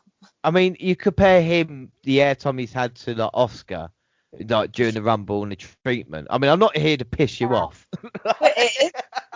You're totally doing this on purpose, but you are also really right in saying what you said. Like, he literally got more airtime at Royal Rumble than the Raw Women's champ. Yeah. Like, how ridiculous is that? I mean, even have Oscar appear in the Rumble and, oh, she wants to be SmackDown Women's Champion. And then whoever eliminates her becomes the challenger like they did with, but then again. Exactly. Yeah. Let's not go too much into it. Otherwise, it could just be a complete bashing session. Yeah, well, Charlotte flipped Peyton out, which looked quite painful, and Baszler's third elimination gets rid of Tori Wilson. Number 19, Mickie James, but they missed Bayley being eliminated by Belair. They don't normally miss stuff. Annoying. That was so annoying. It was, again, it reminded me of, when Edge first returned and he first gets into the ring and clearly spears someone, and yet we all missed it because of the camera change. Like, that was so annoying with missing Bayley's exit, and especially from Bianca. So yeah, frustrating, and I think very underwhelming then for Mickie James, because no one was interested in her entrance or her even coming out, because everyone was actually panicking at the thought of, wait, Bayley's out? When did that happen? Who did it?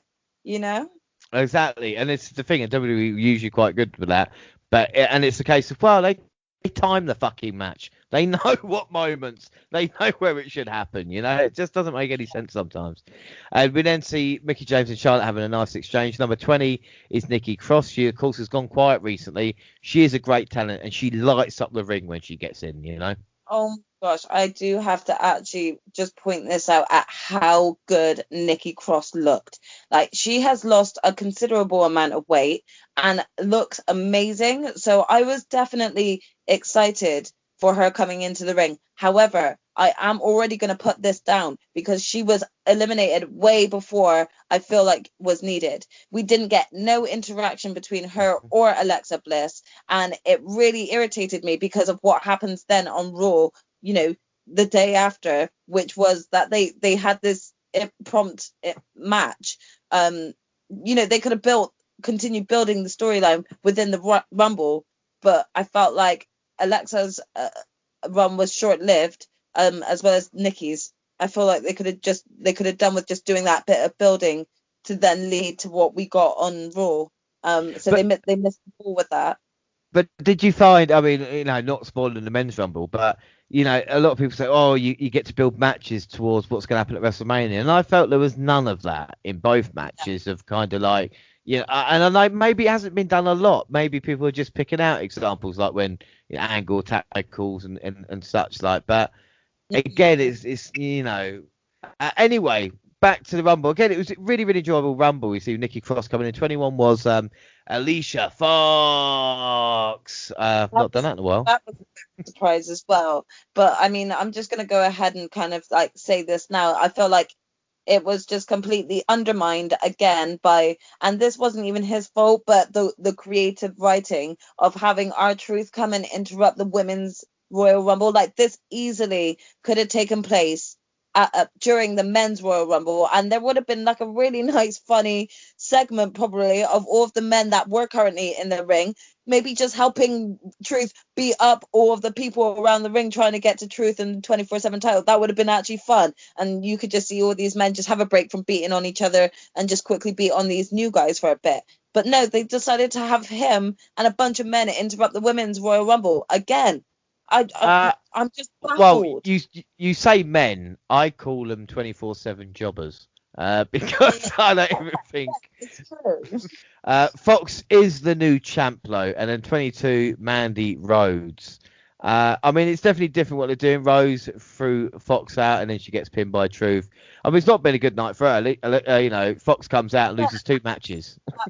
That is my point exactly as well. Like, why bother have Alicia Keys go through that? Alicia Fox, go through that and do all that with R-Truth when her main focus should have been the Women's Royal Rumble in the first place. And not only that, but it was inevitable. We all knew that Truth was going to get it back off of her at some point during the night.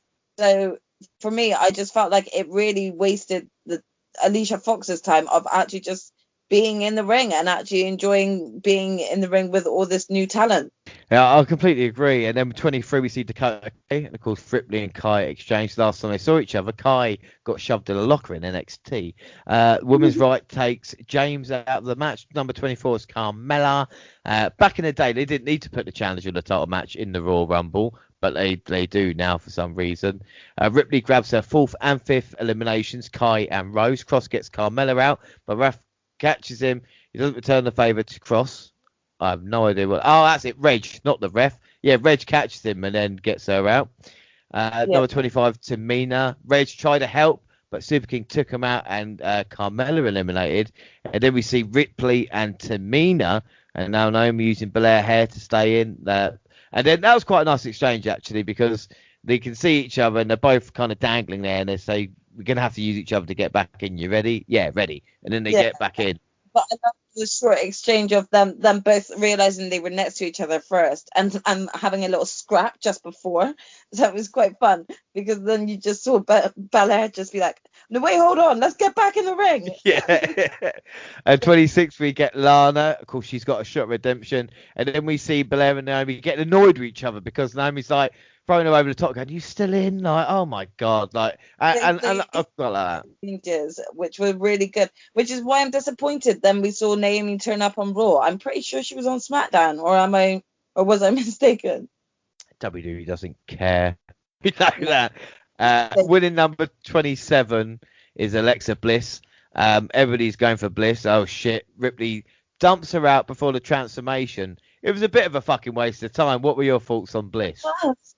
And again, just short-lived. Like, you know, if you were going to even do that, would it not have made sense to have had Nikki Cross in the ring, see that she was about to change, and dash her out before she did change? Then that would actually build up so much more between them and the reason why they had a match on Raw. You know, I mean, honestly, WWE, hire me, please, because if I make more sense in my own head than they do. Number 28, Ember Moon. We get the Eclipse to Baszler. Evan eliminates by... this is what I didn't understand. Lacey Evans got eliminated by Baszler.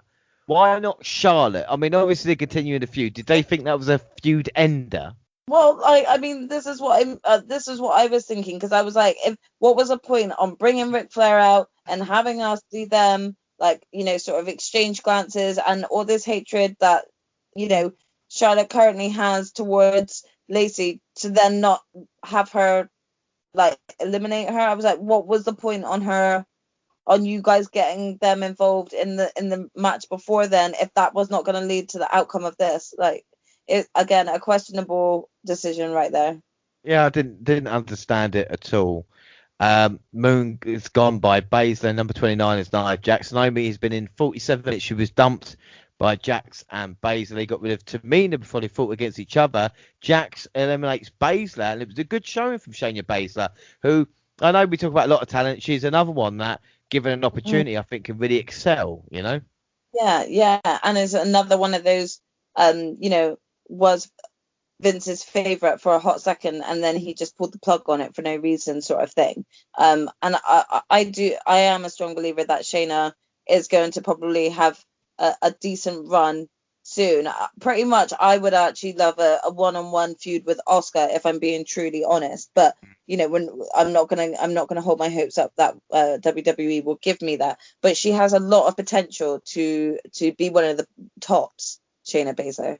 I think without that, you can have a battle of submission specialists. You know, like I said, Kira through the clutch versus the Oscar lock, I think is there already. Lana lowers the rope and Jax flies out, and number 30 is Natalya. It's been enjoyable so far, but not special. Jax and Baszler destroy the field. Natalya gets thrown in, and your final five are Charlotte, Blair, Lana, Natalya, and Ripley. But it's not long for Nat. She gets rid of her mate Lana. Blair scoops Natalya out when Ripley was in trouble. Charlotte then hanging on, and Belair and Ripley managed to get her out. I bet the cheer in your place was deafening, wasn't it? Yeah, I mean, it definitely was, but like it was kind of silently deafening, because it was just, you know, trying to be respectful of everyone else around us, but you know, like a very high shrill shriek. That's the best way to. No, I think even the promo at the end that she cut was just really heartwarming. And just, yeah, it was a really feel good moment that I think the universe needed. Yeah, well, we'll get to that in a second. We're talking about the Charlotte elimination first. I didn't Okay, so understand. I didn't understand why. I was happy that they teamed up and was like, now let's get this bitch out first, didn't it? Yeah, that's what I'm saying. That's what the cheer was, the celebration Yeah. of Charlotte. But why was she laughing when she got eliminated? Because so this is what I think, right? This arrogant bitch was like laughing because she was like, it took two of you to get me out, and that is exactly what I think she was laughing at. Oh, fucking hell. Well, I just thought you would be annoyed if you just lost your opportunity at WrestleMania, but maybe because Charlotte thinks I'll be in a marquee match anyway. But I do. Could squeeze her way in there. She did last time. Don't forget that. Yeah. Well, I think this match just becomes special because what an exchange between Belair and Ripley. And then finally, after you're not sure which way it's going to go. Looks like Ripley's going to clothesline Belair over. She manages to switch it, and then with a huge clothesline, Ripley's feet hit the floor. Yes, what a match! Number 3 and wins 56 minutes 49 seconds, a new women's record. What are your thoughts on, first off, Bianca Belair winning the match? I mean, it was one of those. For me, I would have been happy either way with Rhea or Bianca at that point winning it.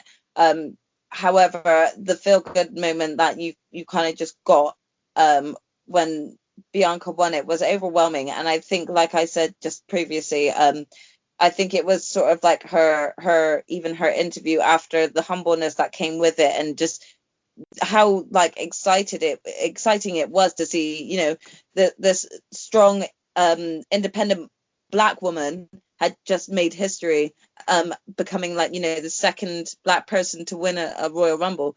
It was a really good feel good moment. That's incredible to know that the fact there about the Rumble wins. But The Rock has won it. Wow, I didn't even, fucking hell. That's crazy when you think. And I've been, you know, with McIntyre winning the title, you know, you say, the first British WWE champion. You know, times really haven't changed that much in some ways, but I suppose that's a completely different discussion. I think I wasn't really shocked to actually read up on that fact. I read it on Twitter, someone sort of congratulating Bianca for this win and for making history in that way, and I was really shocked to realize, there really hasn't been, you know. Well, talking about Rumble wins, I think Rhea Ripley in her career will definitely win a Royal Rumble. Like you said, she looked like a star in this matchup as well.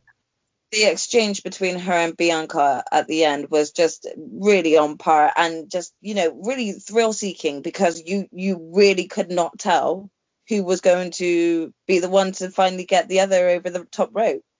And I can't believe they tried to interview her after the matchup as well. No, honestly, it was heartwarming to hear you know, her response. But gosh, give her a break. Let her have a breath. You know, like, you could have interviewed her, especially because of it wasn't the last match. Could have interviewed her a little bit later on when she's had, you know, a drink of water or something. Well, this is the thing. Like I said, it was pure emotion. She didn't look as bad as Goldberg did after his match with McIntyre. There's no doubt about that. But the EST is here to stay. The grandest stage of them all. Sign point and fireworks. That's what we want. Men have a lot of work to do. Out of 5. I'm going to give this a 4 3/4. This was fantastic. The only thing that might have been lacking a little bit was star power, but the Billy Kay bit and like I said, the final exchanges, I thought was fantastic. Yeah, I mean, I'd probably give it a 4.5 as well. I feel like the reason why I didn't get a full 5 up is because I really didn't appreciate the sort of male interruption, without me sounding too feminist. It's not about that, but the fact that this is only our 4th women's Royal Rumble.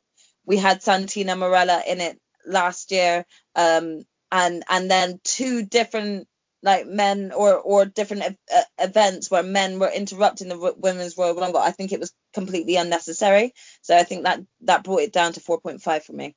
Well, you know, and the King's commentary as well, and there was one point he said, just pretend all the women are fighting over you. And it's a thing of like, these are elite level actors who are the best characters and wrestlers in the entire company. And it's something that I started doing on the podcast in 2015. The fact is that you know, women's wrestling, it's not just, you have to respect it. You know, go back and watch, like I said, Bailey versus Banks at Takeover. Go watch what they've had to go through even back in the day. And you look at them now, and like you said, it's talk about levels, and it's being treated as such. And like I said, hopefully they can continue legacy and build upon it. So in these moments in years to come, so to speak. Yeah. Prediction wise, anyway, Brandon went for Belair. I did pick Bianca Belair, so we both got the point there. It's 3-2 to the WNR. Belair got 52% overall. All in all, I think people were very happy with that win. We then go backstage. Miz and Morrison want Bad Bunny, Booker not having it, and then Crusoe, Deville, Rosenberg, and JBL. We get back to a recap. Blair was a great woman. They're talking about the tag match from earlier, you know, the one I've already seen. Truth back, and he's sick of foxes and rabbits. And then Pete Rosenberg with a low blow and a new 24/7 champion. And JBL says it's the worst moment in WWE history. I mean, I gotta agree with him on that front, because if like the only question I had was why. There was no answer to it. There's no answer. If there was audience there and they watched that, I doubt anyone would have been like, woo, cheering for the fact that he won. Yo, Rosenberg. Anyway, so we go from the joke of the 24/7 championship to the seriousness of the WWE Universal title, and what a build this has been. And last man standing match kind of fit quite well. Of course, 1999, the last man standing match there between The Rock and Mankind lives in infamy, I feel. 2004, Shawn Michaels, Triple H. And I'm sure Ambrose and Owens had a last man standing match at Rumble a couple of years back.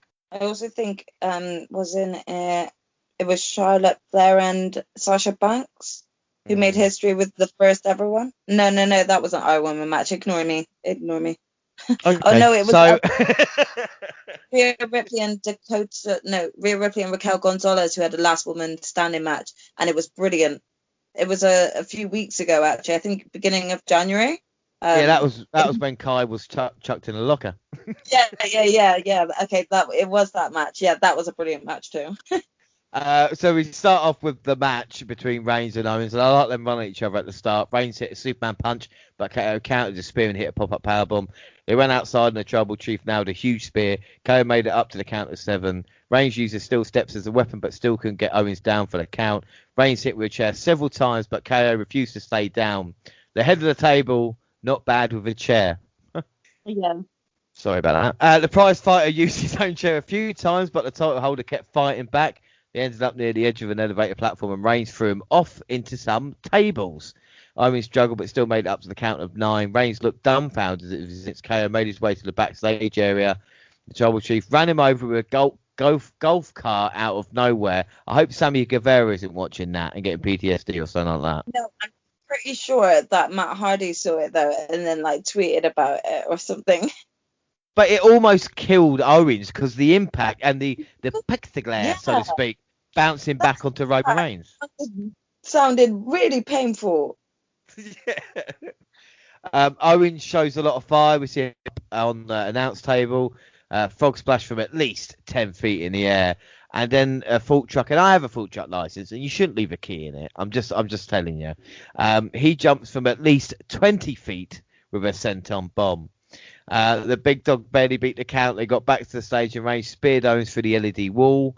After he recovered, KO handcuffed his rival in a way that made it impossible to stand up. Reigns was forced to pull the ref into it. The referee was counting, and I'm going, Owens has done this. Owens has actually won this match. Yeah.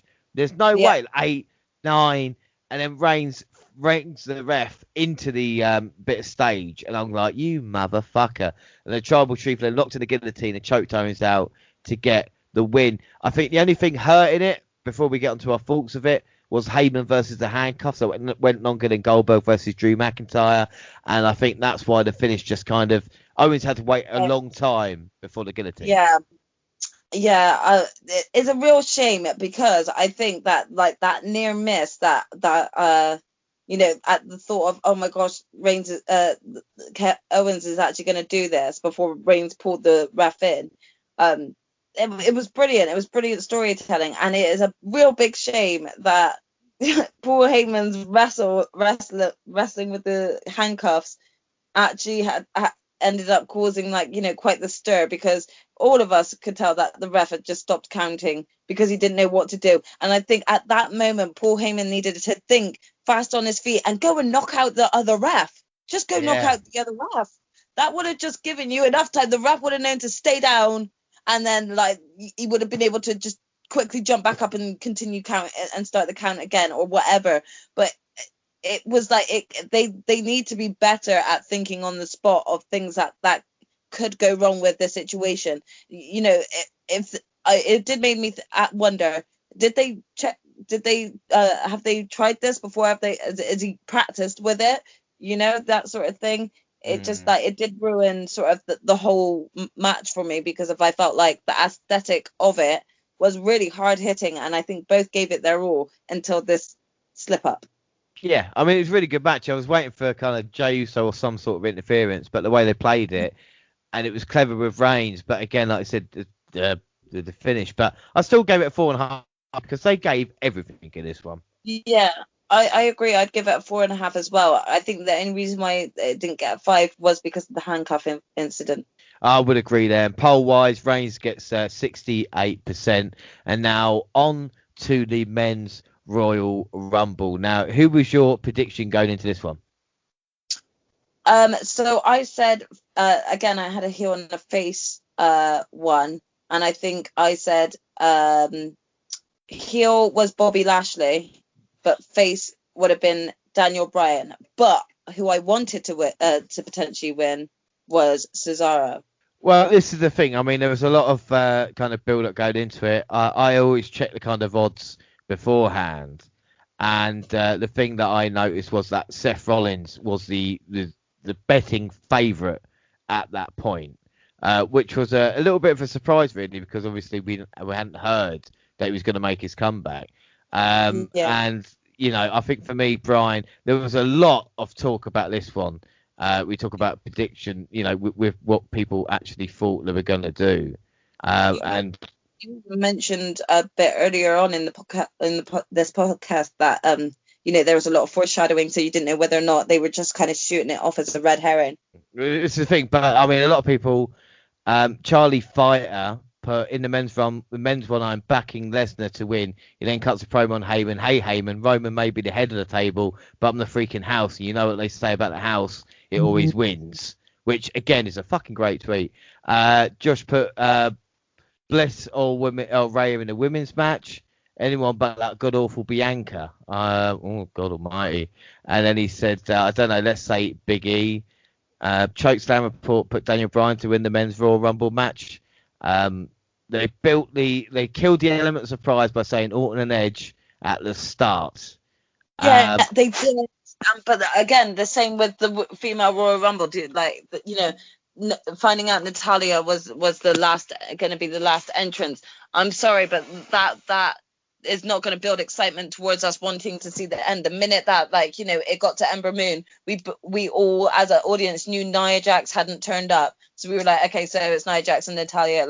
Remember go back to the first ever female Royal Rumble and that excitement at not knowing who it could be the last entrant, and then Trish turning up. It was such a surreal moment and such a feel good moment. And it's the same with the beginning of Royal Rumble. Why would you want to give away who was going to come out first? Do you know how exciting it would have been if you had Edge come out as number 1, no one knowing that, and then having Randy come out at number 2? The excitement would have just jumped.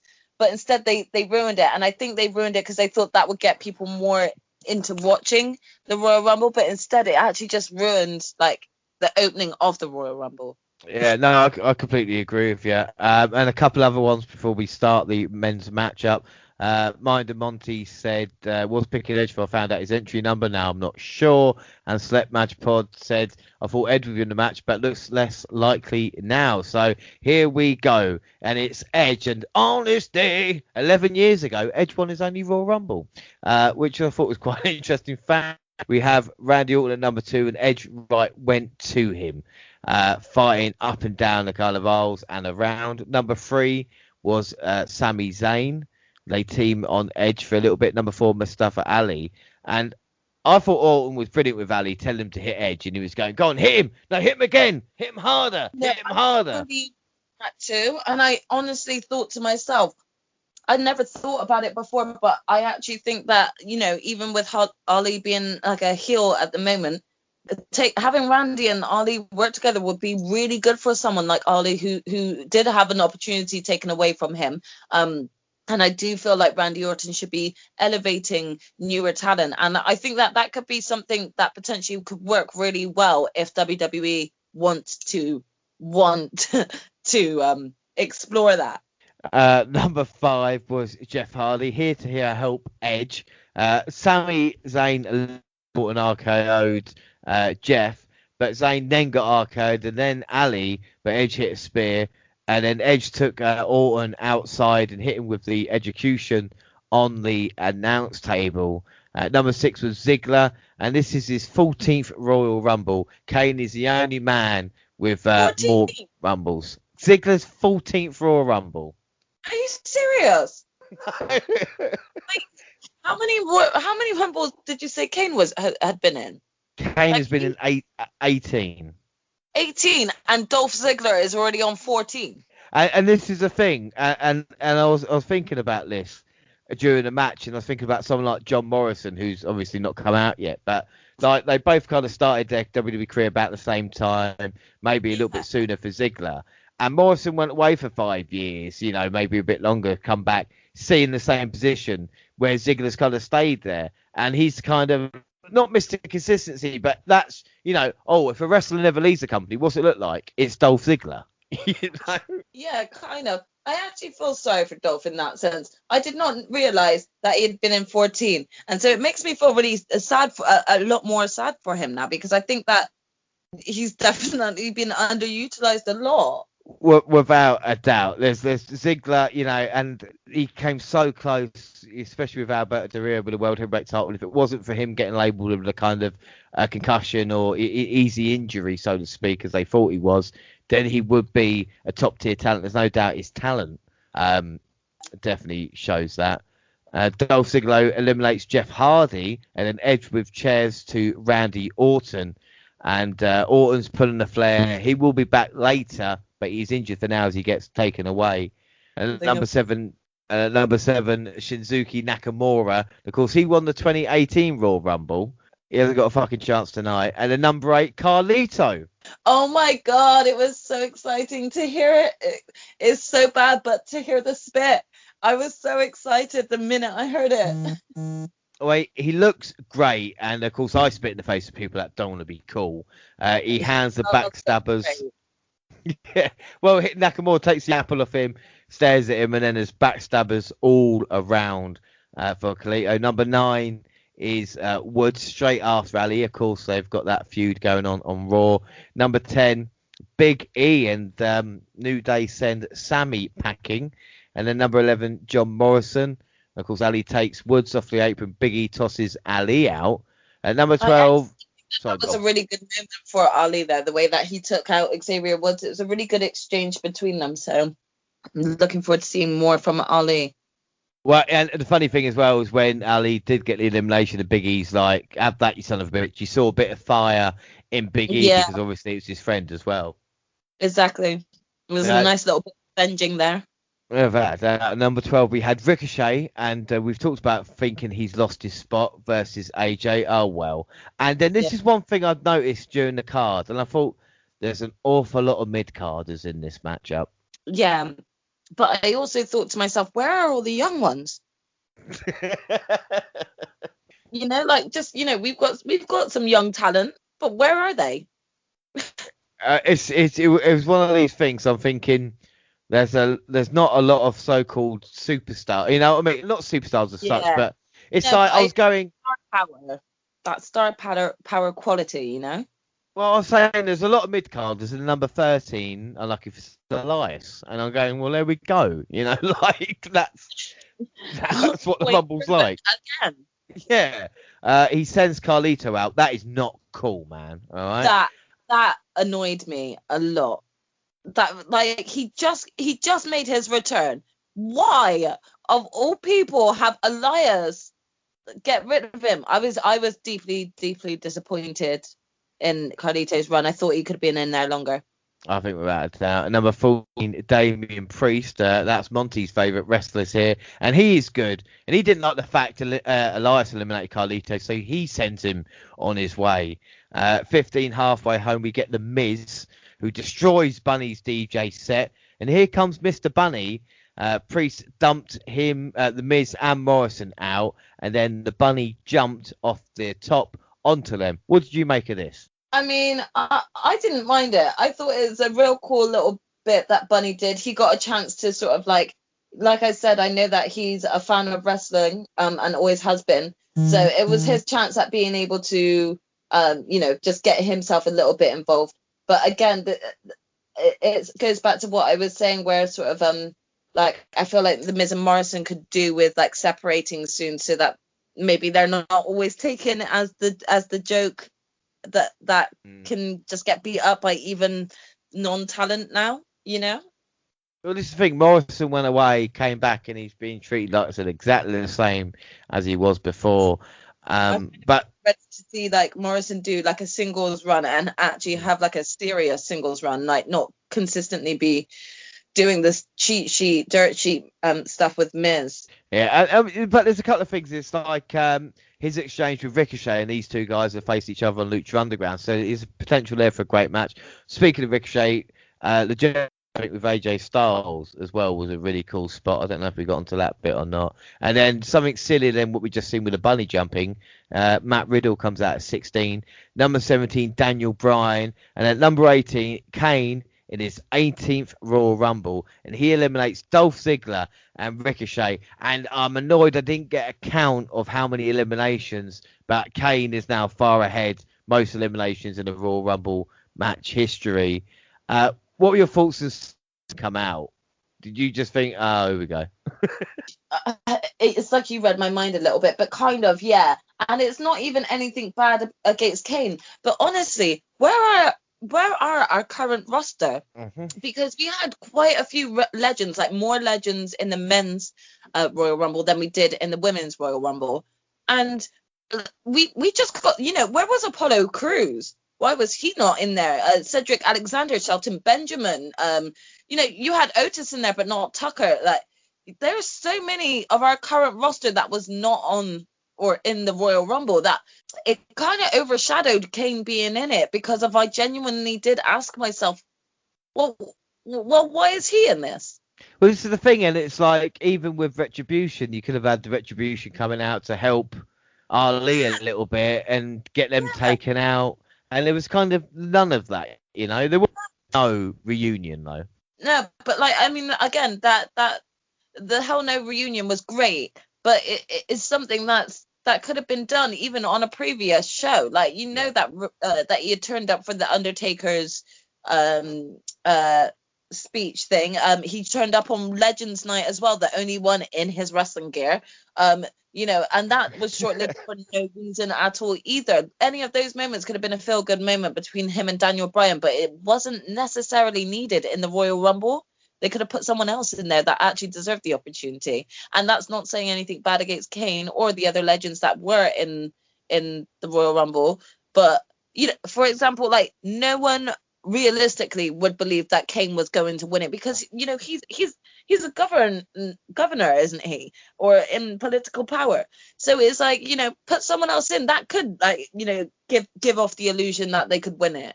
I think the problem is, though, it's not just the Kane. I think you hit the nail on the head. Was if you look at the people in the Royal Rumble, who are you going to think Ricochet is going to win? Are you looking at the Elias, or are you looking at Matt Riddle?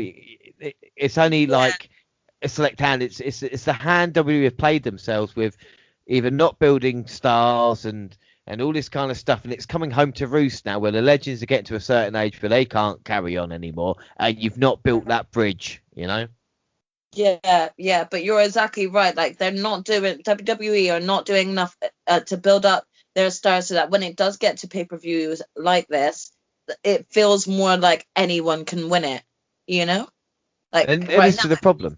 okay, so we've got the main select few that are sort of superstar worthy that come into the Royal Rumble, and we think, okay, yeah, they've got potential to win it. They're not doing enough to elevate their current roster to actually make us believe that someone else could. Yeah, no, I completely agree. Damien Priest dumps out Kane, which again, Damien Priest just I looks liked like a that star. moment. I liked that moment because I genuinely thought to myself, do you know what, Damien? Yeah. I must admit, I've not warmed to Damian Priest on NXT. But then I started to think to myself when I saw him in the ring alongside, even the likes of Kane, and how he could stand face to face looking at him in the eye. That's how tall he is. And I thought to myself, he looks better amongst this roster. And I think that he's got a lot of potential, especially having him like get Kane out, who is, the one who's eliminated the most. He could be like a potential runner for that. So it'd be nice. It was nice to see a little bit of elevation come from the Royal Rumble for someone like Damian Priest.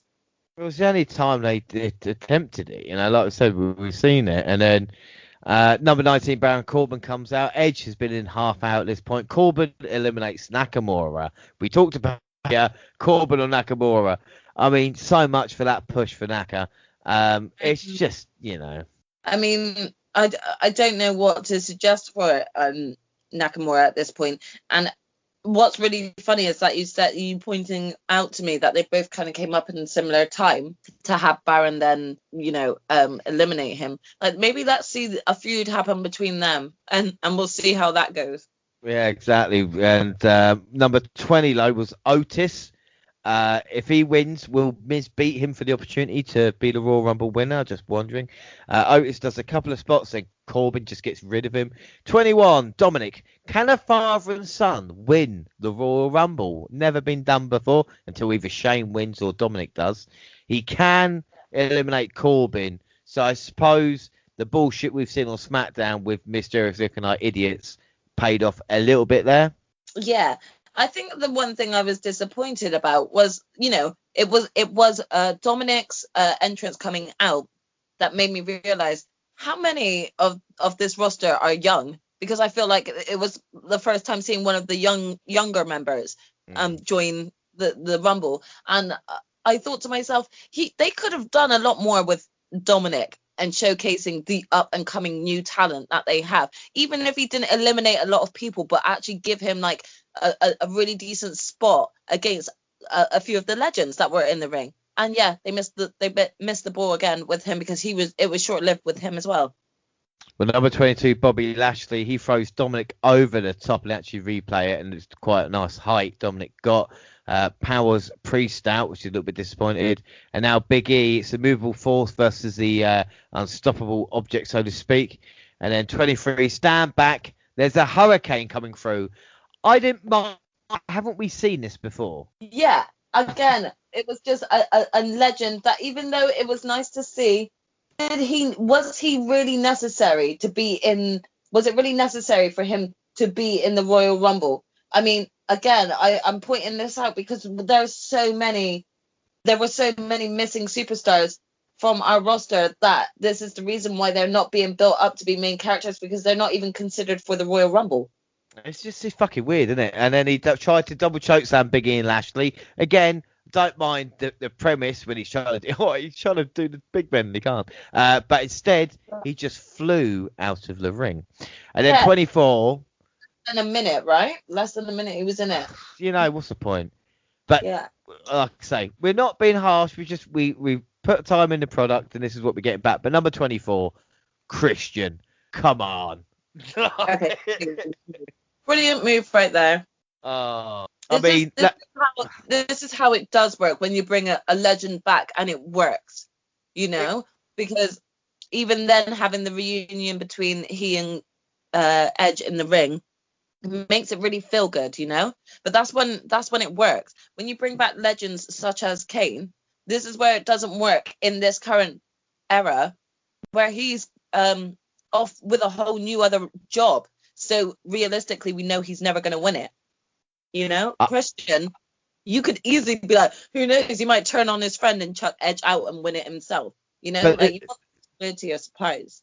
This is the thing, like you can have that with Christian, but he's one of these guys. I'm not going to spend too long talking about it, but like what a talent, like what a career. And people go, is he Hall of Fame worthy? It's like, look at his matches. Even as like ECW champion, he was getting good matches like Ezekiel Jackson. He had his run in TNAs, we know he's did. And the world title that he won. And Randy Orton, I mean, I've never been more pissed off in my life than Christian winning at Extreme Rules or beating him in the next SmackDown. I'm still not over it now. Yeah. But Christian coming out. Was super bittersweet. Again, that was like, you know, sort of like a height of WrestleMania moment. Like, why would you do that? Why? And again, at the time, I felt like it wasn't even necessary for or needed for Randy to win it back like that. It just didn't make sense. But again, Christian came back, looked good. I mean, I popped big. And what I really liked the most about Christian coming out is, you know, like the scene in the movie when a guy's getting either tortured or beaten up by the bad guys, and his mate kind of makes the save, and it's Edge with that little smile of he's had the crap beaten out of him for 40 minutes. He looks up and he goes, oh, it's one of my friends. He's actually here to help. And I just loved the little moment. And it's just like, yes, Christian is here to help you, buddy. Like, your savior. Yeah, it is that feel good moment. And I clocked like his little smile as well. And I could just kind of feel the excitement build up, like you said, like as if it's like one of those movie fights that shit's about to get turned up now. Yeah. Like, Christian is here. It is 7 years since Christian last had a match in WWE. It's criminal. Took 4 men. Seeing both Edge and Christian in the ring together, so amazing. I mean, it took 4 men to get Lashley. I mean, what the thing is that, you know, when I'm growing up and all that lot, and all my mates, Hardys and Dudleys, Edge and Christian were always my favourite team because I always loved the kind of heel work. And when they split, I always wanted them to have both success. And there was a point, Edge, you know, 2005, where he hadn't become champion yet, and they were saying that he might not make it. So it's incredible to think. And it's like Christian didn't miss a step. The hug between the two was brilliant. The double team of Matt Riddle. It was just everything that I love about professional wrestling. Especially because at that point I was like, Matt, you were literally ruining like the biggest feel good moment ever. And I feel like they just were beating him up on behalf of all of us to be like, get away. Let us enjoy this. Fantastic. 25 AJ Styles. We've got 42 minutes for Edge. Number 26, Rey Mysterio. One of my bonus predictions was Omos saving AJ, and it kind of got to a bit of a joke after a little. See, Omos dragging Big E out, then over the announce table. Oh, fucking hell, don't go there. We don't want Omos versus Big E for the Intercontinental title. Well, I think my favourite part was when he just picked up Rey Mysterio like he was a child and put him on a timeout or something. I just thought it was hilarious the way he grabbed him.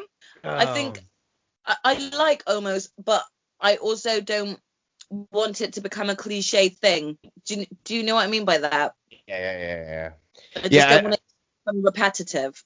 I think this is the thing, isn't it? You know, and it's like with this kind of thing, you know, with Omos, and it's like it's potential there, but don't, you know, not too much, not little baby steps. In our faces, you know, like he already does enough in terms of getting involved in AJ's matches, and it works really well, you know. And I mean, I really didn't mind the way that Big E was sort of eliminated, but mainly because I was like, oh, this could cause a lot of beef between AJ Styles and Big E at some point, which I'd love to see as a match, not because I want to see Omos versus Big E. Well, I always go to the negatives. I'm glad you're here to keep me positive, because an AJ Big E match would be quite interesting. So, and like I said, I almost got rid of Ray and 28 Cesaro. Bar reunion for Into the Swing of Sheamus, and then Daniel Bryan. And I think Daniel Bryan got spun round for the 2 minutes to the next entrant, number 29, Seth Rollins.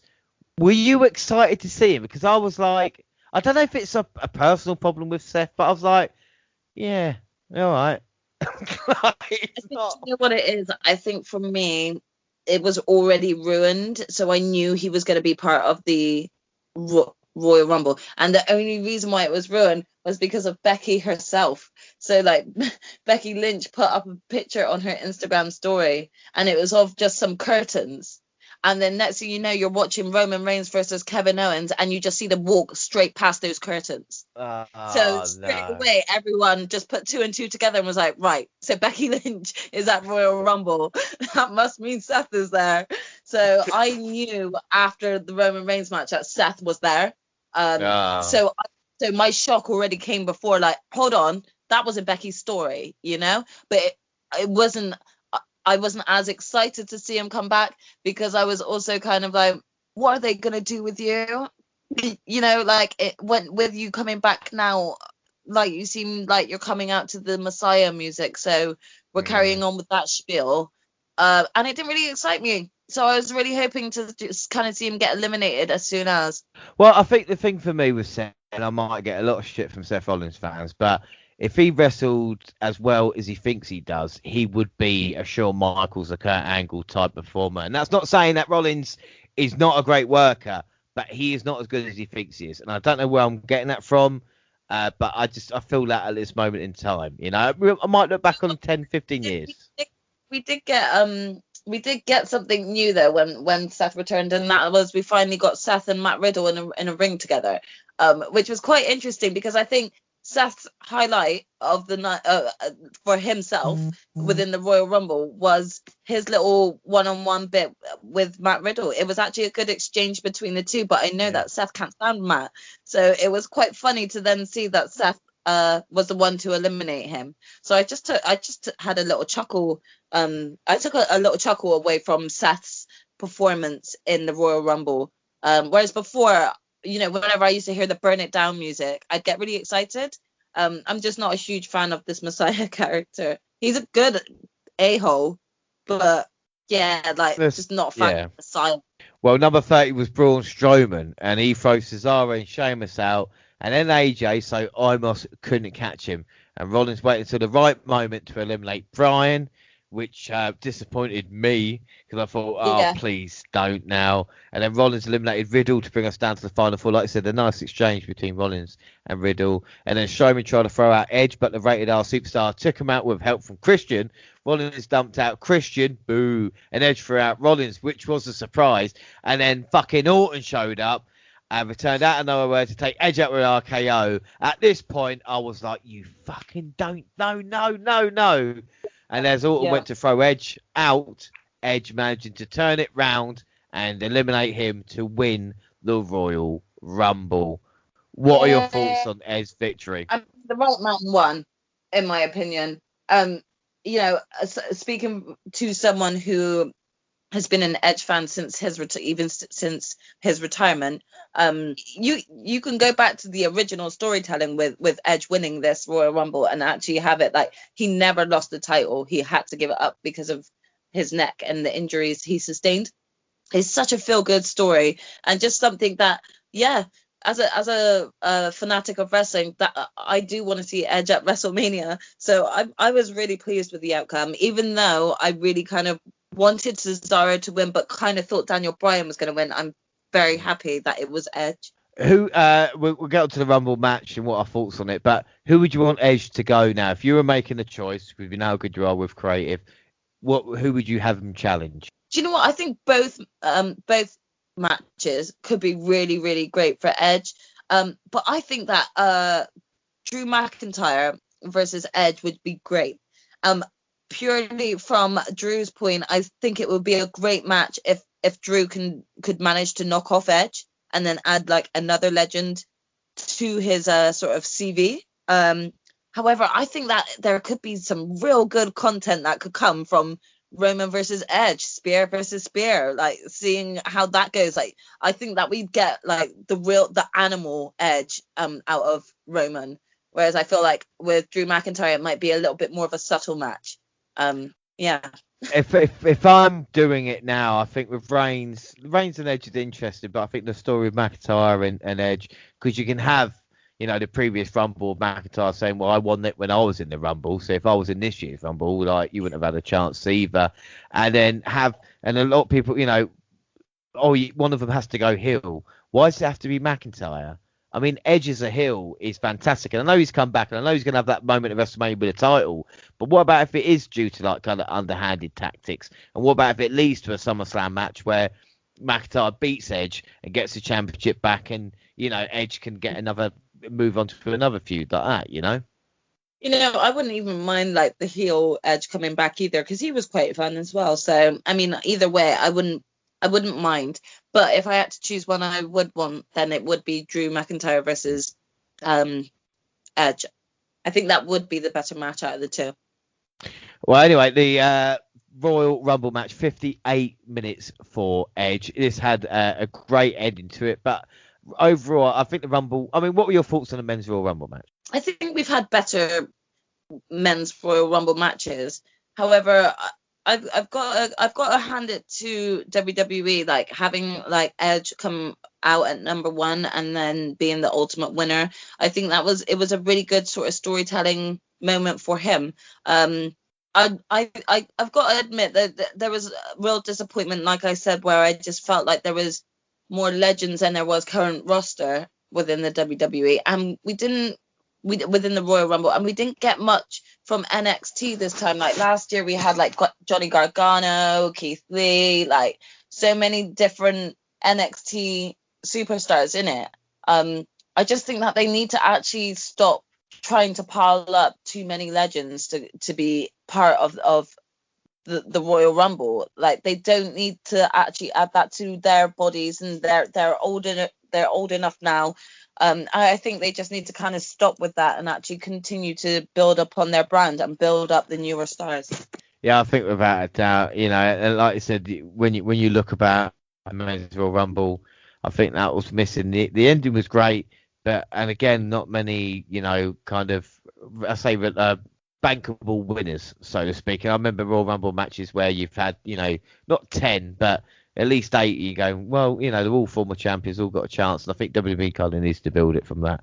I'm still going to give it a 4.5 out of 5, though, because I still found it really enjoyable. Agreed. I'd probably give it 4.5 too. So final scores, prediction-wise, both went for Brian, so we both ended up losing 4-3 overall. Of course, like I said, Select Match Pod and Monty picked Edge, so they'll be happy about that. But final thoughts, they should have the Rumble on 2 nights. I mean, it's enjoyable, but it is too much. What are your thoughts on the Rumble? One either Saturday and a Sunday or following weekend. You can have the men's Rumble match with like the women's championship on the line and vice versa, or have a women's only event or men's. I agree so wholeheartedly on that. First of all, I think that the Royal Rumble match itself should always be the last thing on the pay-per-view, but I also agree that with it being so iconic as a pay-per-view, and now that you've got the separate females, it should be done over 2 nights so that we can get like these Royal Rumbles. They could go on for a good hour and a half, almost 2 hours back in the day, and that showcased the wrestlers so much better and gave newer wrestlers an opportunity to showcase themselves as well. And I think that you're right that if we actually put this on 2 shows, we could have had a lot more of a longer spot with some of the wrestlers that were eliminated early on. Well, the thing is that Owens and Reigns, I think, was, maybe 25 minutes. That's half what the Rumble matches were, 58 and 57 minutes. They aren't the longest Rumble matches in history. I think it's definitely saying that you can have a look at. There's not enough star power in the men's. Match of the night, I am going to say it's a women's Royal Rumble. What are you thinking? I was going to say that would be my match of the night as well. I think that was the one that I thoroughly enjoyed the most with less complaints in. MVP of the night for me is Billy Kay. I mean, I know funny doesn't equal money compared to what some people say in wrestling, but Billy Kay had me in stitches until she got eliminated before Rhea Ripley come out, Yeah, I mean, I didn't think of an MVP myself, but if I had to just think off the top of my head now, I probably would go with Billie Kay as well, because she kind of was that sort of comedy factor that worked really well. I think about that. And overall rating, what was your overall score out of 10? I'd probably give it a 7. Oh. That's me I think I'm being nice there. Wait, well, why are you giving it a 7 for? Because a mixture of things, and I think that we've discussed them all together already, but predominantly just sort of like having the Raw Women's champion sort of on the pre-show and not really ever mentioning her or her title or anything about, you know, the influence that this Royal Rumble match is going to have on her, the influence of men in the Women's Royal Rumble that was just unnecessary, the irritating father that just wouldn't like leave well enough alone and just let, you know, his daughter like be part of the Royal Rumble, like just loads of issues that just and then, you know, finally even the Men's Royal Rumble, I just feel like there wasn't enough younger talent that we do actually have on the main roster in the actual Royal Rumble. So I think that ultimately brought it down to a 7 for me. Well, I'm going to give it a 9.25 out of 10. Right? Oh, wow. Really nice. You're being super nice. I'm not. I'm right. If you could be like kind of with WWE, right? All I want is to sit for a pay-per-view and enjoy and to have stuff make sense. And so I've sat down and I've watched the kickoff, which kickoff, fair enough. You've had Goldberg versus Drew McIntyre, which I think really delivered. You had Banks and Carmella, which I think was really enjoyable. The Women's Rumble match was great, probably arguably the greatest Women's Royal Rumble match of all. No, I think the first one was definitely the best one. Well, it's arguably. Booking was that could be a debate for another day, but I think the booking on the first one was probably the best. I was going to say, you got that. You've got the Reigns Owens match, which I think really delivered, and the Men's Rumble match, and the feel-good victory. How many times do we get as WWE fans a feel-good victory, a pay-per-view that ends, and we think, do you know what? That's good. 2 world champions who are great as a face and a heel. You've got a Royal Rumble winner in the women's division where you're going, she's a future star. You're changing my mind now. I'll give it an 8, not a 7. Only because I'm actually realizing as you're saying this at how disappointed I was with almost all of the outcomes apart from the Drew McIntyre winner last year. That's what I say, you know, and Edge wins, and it's a perfect fairy tale story. It leads to WrestleMania, and he's got 2 great champions to challenge now. You know, with all the negativity with WWE and everything they don't do right, or do wrong, sorry, I think they've done it so right here. I'm changing my to 8 now. So that is it. We had Raw the next night. Was there anything on Raw that really annoyed you? Oh, gosh. Well, I mean, Asuka just took the pin in a match where her partner just did not care at all because she's still just like, you know, choosing to have issues with her father, and actually just like, I think it just bothered me because I was a huge Naomi and Asuka fan when they were teaming together. So yeah, I just felt like Asuka really just took the pin for no reason when you had both Mandy and Dana Brooke. You could have had any of them take the pin, but instead you pinned the Raw Women's Champion. Okay, all right. So yeah, sorry. That was I think elsewhere on Raw you had McIntyre. Edge came out with McIntyre saying you're really, you know, you're a legend and I love you and you did really well. And Edge saying I'm not your friend, I'm a threat, which I thought was really cool. Edge, fantastic on promo. Yeah, it was. Again though, can Edge do any wrong on a promo? His promos are brilliant every time. Honestly, he doesn't shout, but you're on his every word. And then Sheamus kicked McIntyre, and I thought, so they're just going to do it like that then. Okay, fair enough. Rather than actually building something that matters, they're just going to have McIntyre and Sheamus as a throwaway match. And then Edge versus Randy Orton in the main event, and just as Orton prepared to hit the RKO, Bliss showed up sitting on the top turnbuckle with blood coming out of her mouth. Edge used this to hit him with a spear for the win. That was a good ending to a horrible show. The major highlights were Edge's promos, Woods versus Ali, and seeing Carlito looking as good as he has been in the ring. Yeah, definitely. I must admit, I did not expect to see Carlito back, like wrestling for good. So it was a really nice surprise to see him in a match. I think he could have gotten the pin. It would have been nice if he got the pin. But overall, it was a good match. But yeah, it was a poor show. But that is it. We have delivered a Royal Rumble size podcast here today. Don't forget, you can our follow of the week is Raya Fan Forever. Don't forget, we're across all social media, Twitter at the WNR Podcast. I'm at the WNR JR. Do you want to plug your stuff? Yep. And I'm Rowena, who is at Jaxie Scarlett, and same on Instagram as well. And I work for O-Face Wrestling Podcast, so check them out.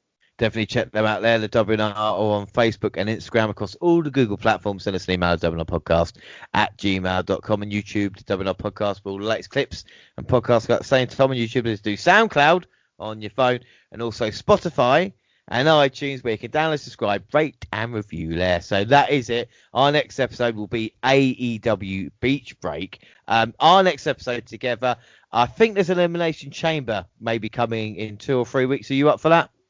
Oh, awesome. Yes, I definitely would be interested in that. Well, it's been a pleasure having you on today to deal with the Royal Rumble. Wouldn't want to do it with anybody else. Thank you. No, but I hope you've enjoyed it.